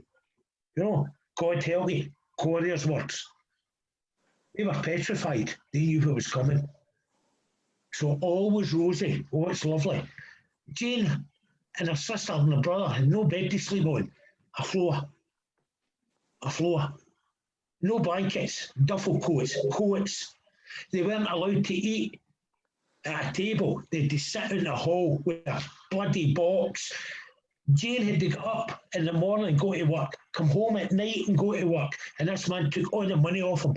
And if it wasn't for a shop that Jane worked in, she worked in a potato factory place in the mornings, big potato, wee potato, as you know. She would get some potatoes for there. The shop she worked in would give her bread and maybe a tin of spam, and that's what they had for her tea. Not allowed to sit at a table. Not allowed to. That's how Jane got married at 17, just to get away from her father. Just to get away from him.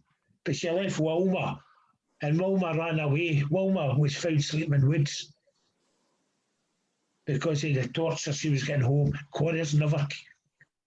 Where were they? Where were they when the kids needed them? Yeah. Same We talk about child exploitation, and we talk about it today, and the times it went on in the past, and the history of it being so rife right across the centuries. You could turn around and probably say, you know, because if Danny's talking about figures stemming back to slavery and children from orphanages going in the 20s, 30s, and 40s, you know, we're talking a long time ago. We're not just talking about back to the 30s, we can go back to the 1800s. Yeah. Well, Beechholme was 1888, wasn't it, Sue? Yeah.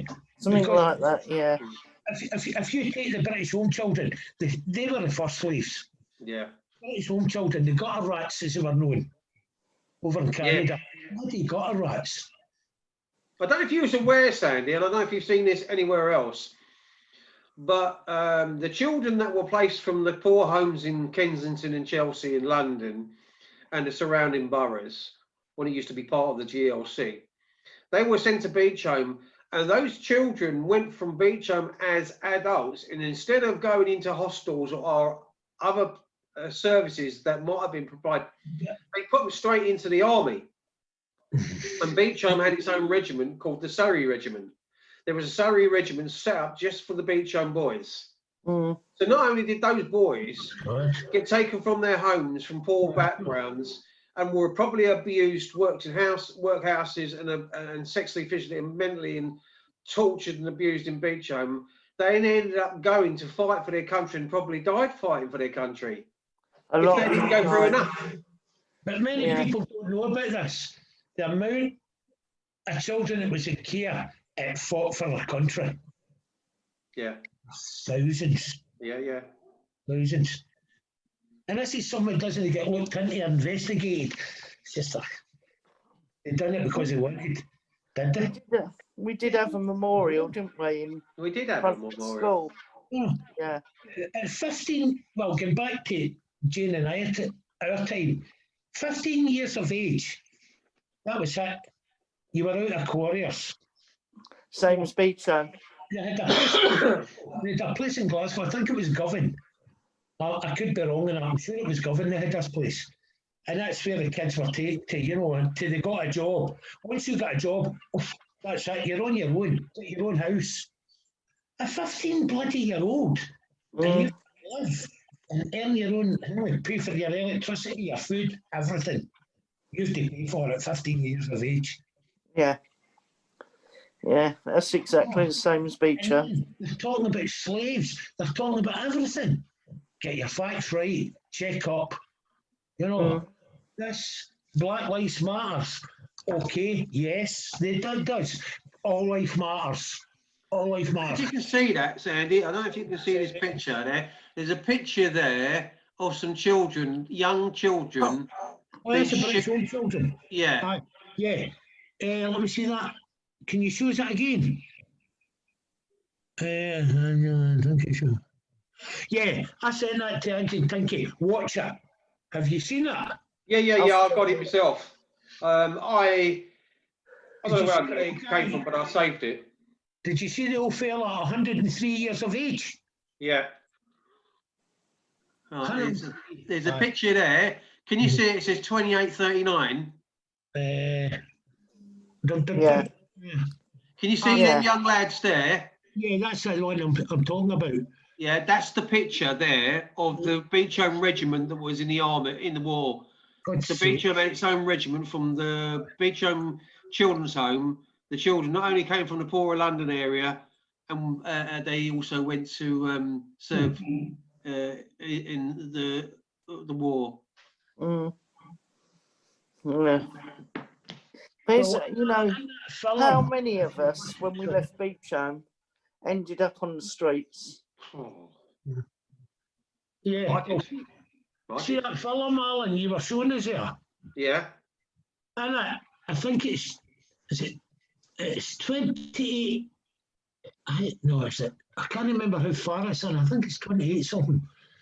And it starts and the subtitles get up. And if you read them, wow. And I'll tell you about the kid I was talking about, the coffin two-way for him in the pitchfork. It gets in there. The kid, he couldn't get up by frostbite with a hole in the bed, had having to shit through there. You want to hear what happened to these Is that kids? the one where they broke more of his bones to get him to fit? Aye, a coffin, aye. And then through this coffin through, this young boy, he was riddled with frostbite in his fingers and his feet. He couldn't go to work, and the farmer lost the plot. And it's a pitchfork, but they call it a pitchfork. It's a two-pronged, using it, and it was to put it onto the carts at a time. And this boy's body, he was like a sponge. This guy lost the plot, stabbed him, killed him. Put him in a coffin, it was two-way, broke his bones to get him to fit, and threw him in a cow dung midden for a coffin to rot. And they're talking Black Lives Matter. Yeah. How could you do that to a kid? That's only one of the thousands of stories for the British. That was only in Canada. You can go to Australia and the stories are the same. I've actually met adults who were there. One man from Dundee and his two brothers, and they tried to escape. And they were doing all right, and they get caught. They were taken back to this farm. And this so-and-so, this fella's two young brothers, they were tied to a post, and he was given a bullwhip to whip his two brothers. After they come to, they were given the bullwhip to bullwhip him. This is true stories. The rape, everything that happened in Australia. This just wasn't in Canada. This just wasn't in the UK. This was everywhere. The British home children were sent. They were raped. They were abused. That's how I'm so strong in this. It affects me. It affects me big time. No. How could you do that to a kid? How could you do these things to kids? How just people just sit back and... But Black Lives Matter, we're going out in the street. Why that? Do they not go out in the street week after week protesting about our children because it's happening today? This is happening. But folk are not caring. They don't care. It's not my kid. The kids today have never seen anything like what we saw. No. You know, and I mean, we can go back to our ancestors or our great ancestors before that. You know, and when times were really, really bad. And in today's society, if you've got a little bit about you, you can survive and you can make a go of things. And I don't know where this, because black people are not held into slavery these days. No. So why is the big kickoff about? This all stems from America. This is where it's coming from America. Where the police are not treating us right. I broke into a shop and I got arrested. I put a gun out in a cop in America and I fired it twice. And my son ended up dead because, but they don't tell you that, but in between, It's the cop kill. And that causes outrage. This is causes outrage. Fucking go with the law, and I'm sorry for my language. Go with the law and it wouldn't happen. And stop fucking building stories out of stories. Tell it as it happens. And then folk maybe start realising the truth, the corruption it's caused in our country with governments, with police right down the line. This just doesn't start with police. This starts with courts, with judges. They're all guilty. Bowing to their masters. All bowing. What would happen? And I've said this time, and I watched that. It was I don't know who put the video. I'll not say anyway, but there were the video doing the rounds here, and it was one of the old vets down south out protesting, and he gets bet the crap out of it. Bet the crap out of the police because our masters told us, gun with the batons, doesn't matter the age, what they've done, batter the crap out of them. What would you see police turn around and went, no, we're not doing it. We're standing with the people. What would they do? What would they do if they started listening to us and taking their side of it? I remember us standing in George's Square and we were talking to the police when we were up there, so and the police says, well, we don't do it like they do it down in London. Do you know what I mean? And they're not like that up here. They're not like that up here. But you look at this weekend just gone, and I think they're singing from a different song now. Yeah, well, the thing is, they weren't after the Save the Children or that. They were after one man because that one man is speaking out and he's getting what a following. And Sturgeon and Code does not like that. That's why. Say what you want, Sturgeon had something to do with that man's arrest. So what happened to freedom of speech? That's your new world order again. Bye. Wave up, bye-bye. Yes, and you look at it right across the world, and you could turn around and say that these things are happening all across. Like I said to me, something huge is going to happen in Europe because I can't see some of these poorer countries that can just about scrape by surviving. And then these new world order going to just sweep up them countries. Some dark days are ahead of us. I'm sure even to this, as we look into the crystal ball in the future, there's some dark days still to come. And I think people are disillusioned with this Boris Johnson. Boris Johnson's just a baffling idiot. He can't even hold a conversation properly. It just sounds like a baffling idiot. I mean, how many? You look at the amount of prime ministers that have come out of Eton. Well, it says it for itself, doesn't it? Look at me the other week here on the television. Don't go to work. Go to work. Go to work. If you go to work, go in your car, but don't go in your car. Yeah. Go with bus, but don't go in a bus. Stay at home, but don't stay at home. Go on your bicycle. No, walk. Fucking walk, guys. My job's 100 miles away. I'll walk here, Boris. And back. Do you know something comes to mind, and it all reminds me of when coming back to my Beechholme days, and I don't know if Sue remembers this. The top end of the avenue, we used to have a white gymnasium, and we used to have this cupboard, and we used to have a record player in there. And we used to have a stage and everything on there, and the toilets were to the left-hand side as you looked at the stage, and to the right-hand side was a kitchen. And I used to sometimes work in the kitchen or go and help serve the lemonade because they used to get you this sherbet lemonade, sherbet orange, powdered orange. They used to give you that, and I remember I've lost track a little bit here. With that, remember one day they cleared it all, and we all had to gather there to have mass injections. When I was in, I'm not too sure, it might have been BSG or whatever it was. BCG. And I remember us all queuing up to go in the gym to be, I nearly said vaccinated then, to be injected. And when you talk about what they want to try and do nowadays, it's kind of like, how many more big rooms are going to appear for us to be standing in queues waiting to be vaccinated? See, I never had the BCG. So And there was queues and queues of children that were queuing up outside to go in there. It was like a chain of kids.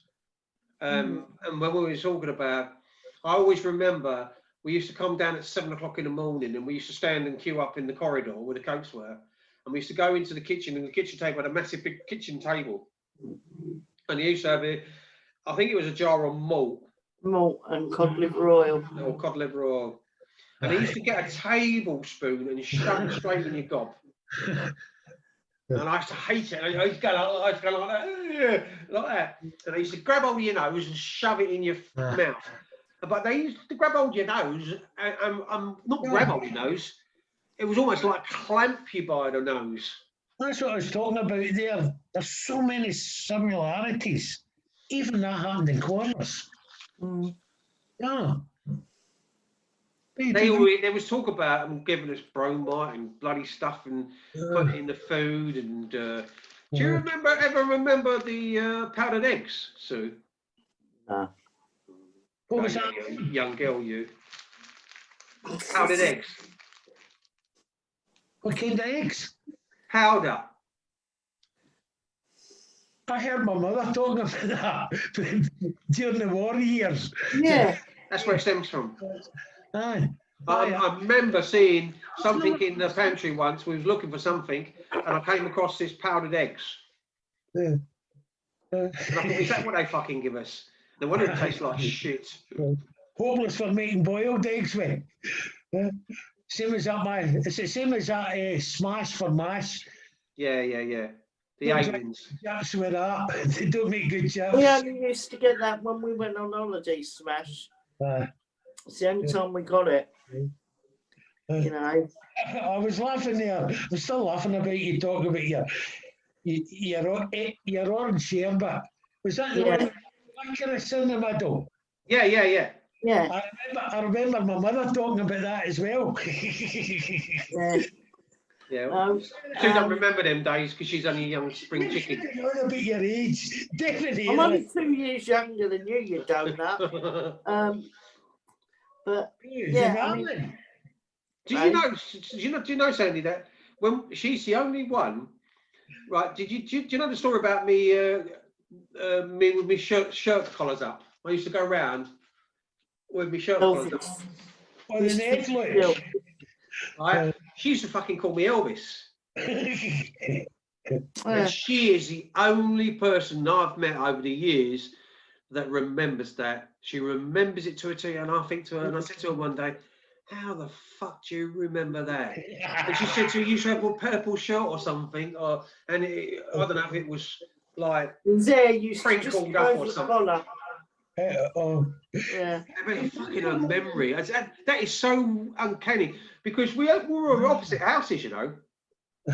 He was in Armand, I was in Laburnum.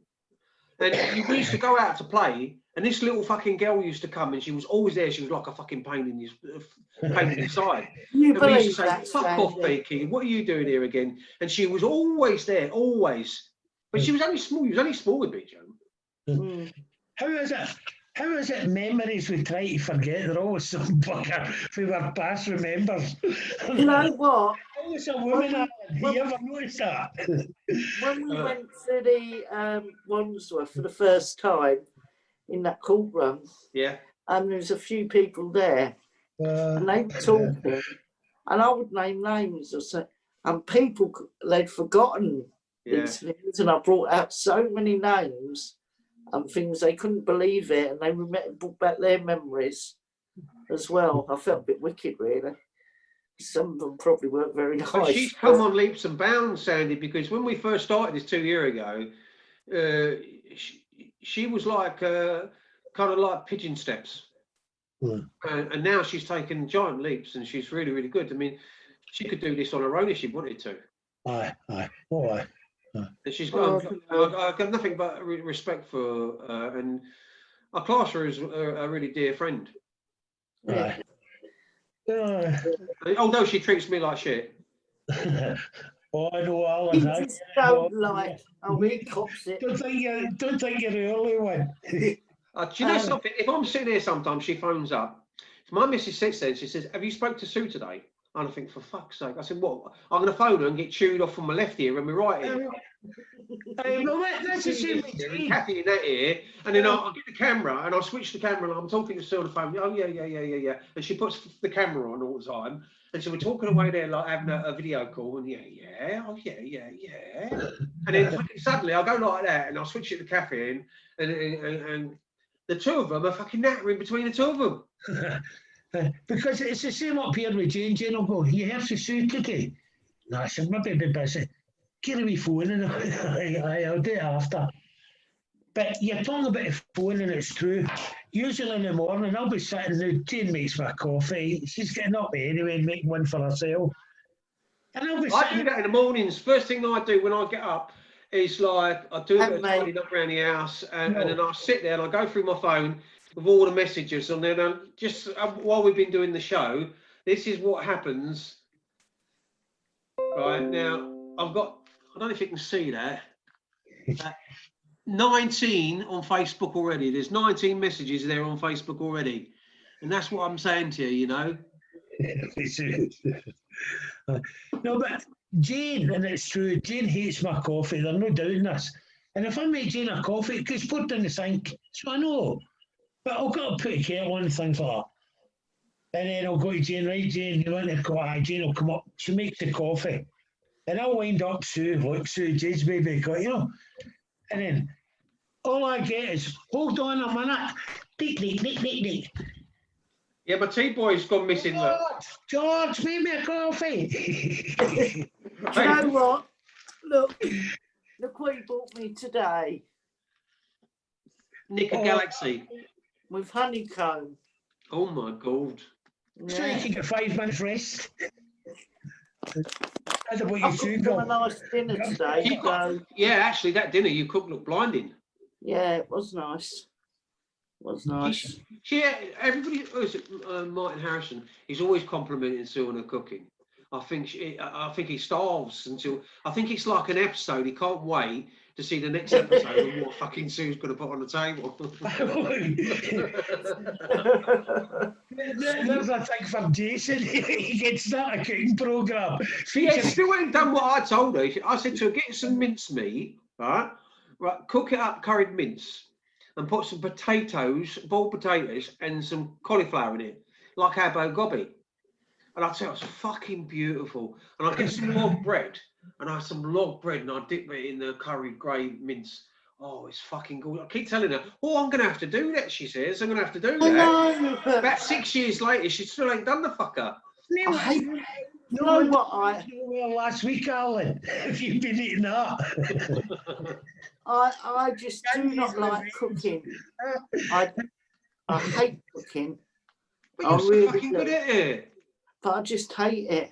Yeah, but you're so good. You see some of your dishes. Well, you started me off by putting your dishes up there and said, or did you just do it to me, wind me up by sending me a picture of your food? I can't remember what happened. Pie and mash pictures I used to send to you. I used to love my pie and mash and liquor. Oh, it's like a Cockney dish, but it's like poor man's tucker.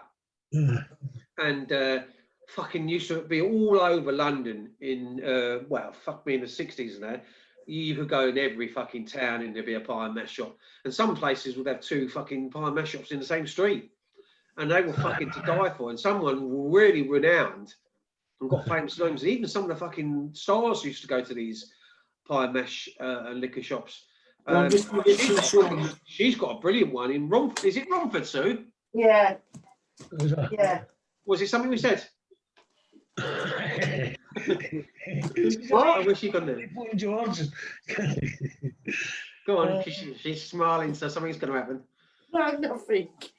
Yeah, there is Romford, Robbins in Romford. She sent me a photograph. She said she's having double pie, mash and liquor. And it was fucking swimming, right? Fucking horrible bitch. And I thought, I'm fucking dying for it. And she's sending me fucking photographs of it. Do you know that's fucking mental torture, that is? Good. You can see she went to the beach home. She brought her back with her. I was waiting on her there with that big blanket going. In a big play. I Imagine. no, I do like my pie and mash. Right, And I so like, you know the saying, sharing is caring. So I share with Alan. Okay. She said, I thought I'd just send you a picture, like. And she said, oh, guess what's happening this weekend? I said, what? She said, I'm going to Jean for pie and mash. And I thought, oh, fucking, why don't you rub salt into the fucking wound? well, And I say, send me some when you're up there. Because she could go up there, right? And she could put it in a little box or something like that, chuck it in the post, and I could get it the next day. it was one day. Well, one day I'm talking to Sue. Her wee granddaughter Harper comes along. And thanks. A refill time. Hi, Jane. Hello, Hi, darling. Jane. Got a quick hello. Hello, everyone. How you diddling? I'm okay. I'll get there. How you doing, sweetie? I'm not as strong as I should be, but Oh, Golden Bennett. Is the old boy looking after you? yeah.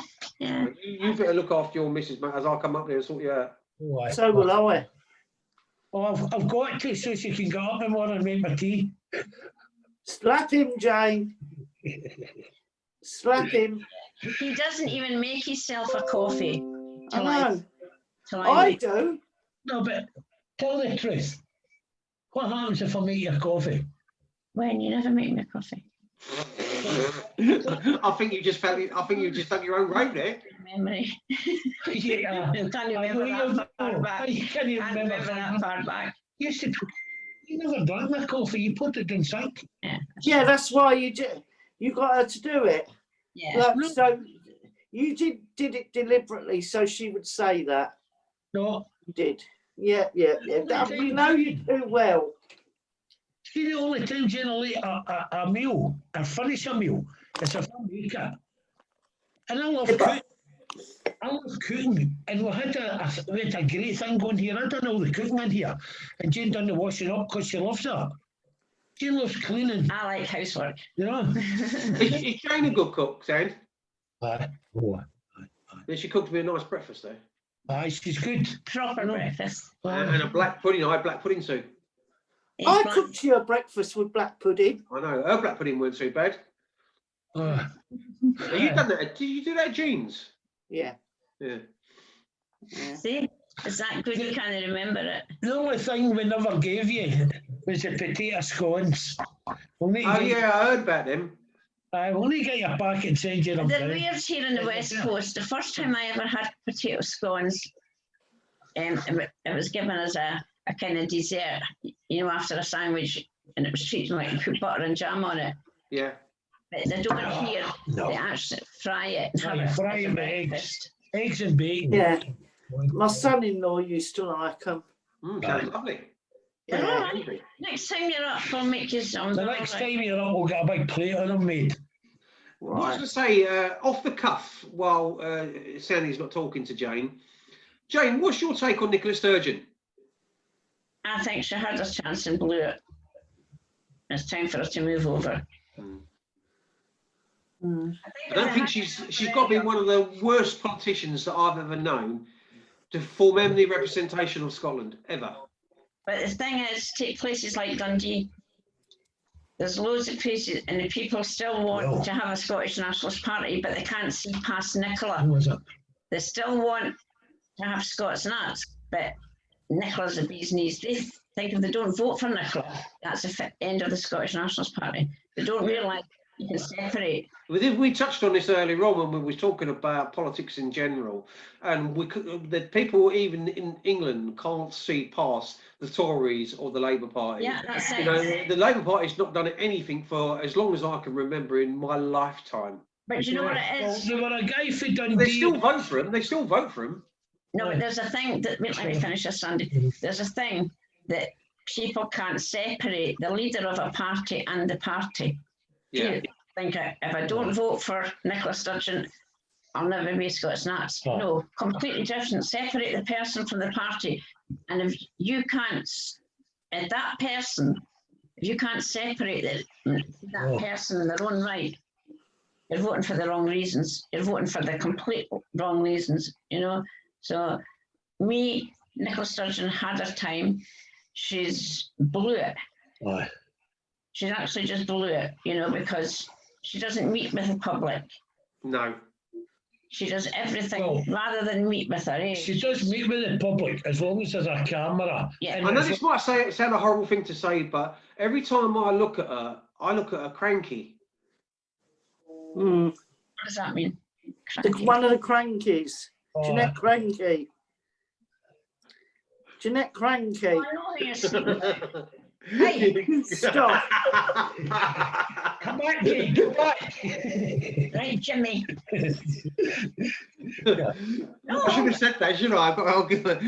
You say just No, change I'm not sitting on your lap. Bog Yeah, off. sit here a minute. No. Just a minute. No. You don't sit by the and go, what's that, Jimmy?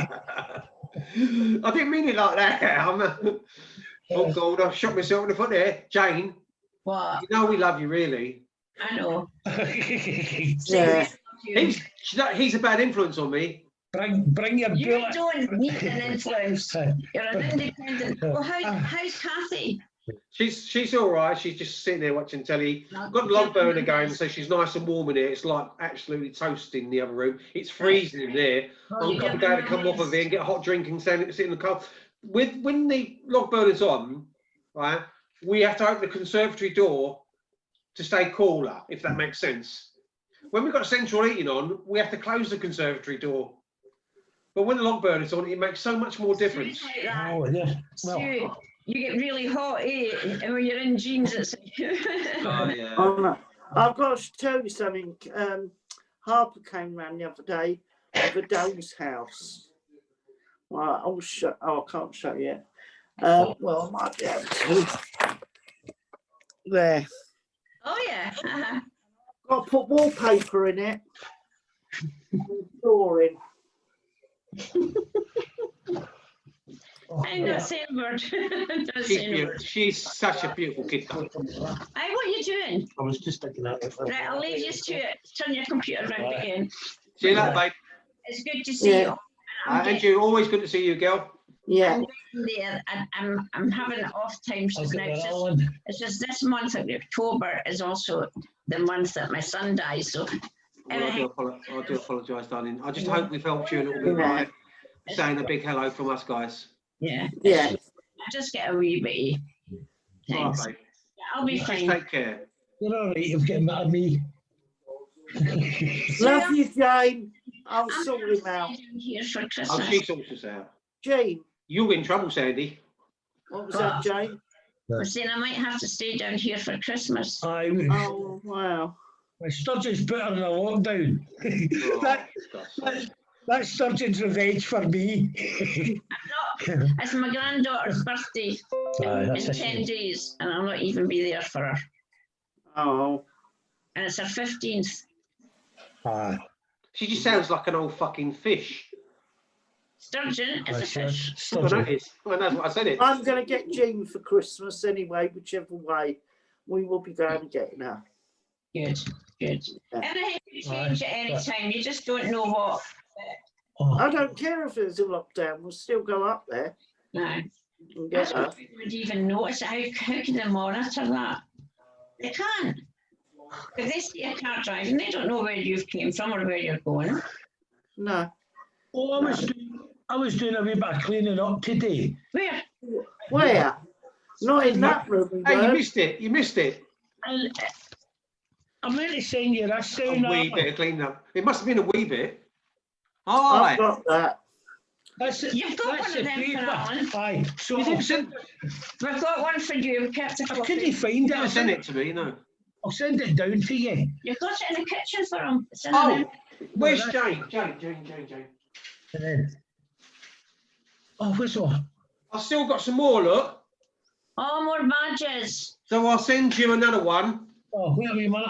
So you've got your own, because he's nicked yours. Yeah, I said, give that to Jane, and he's I bet it's still on his hat. yeah, Yeah, yeah. well, I'll send you your own one. I'll send you 1 of Millie and 1 of the croc. No. I should have done one. I might actually do one. Rosie. A special one. I might do a special one for you, for Corey's Wow. Warriors. Oh, God, I'll be down here for my birthday as well.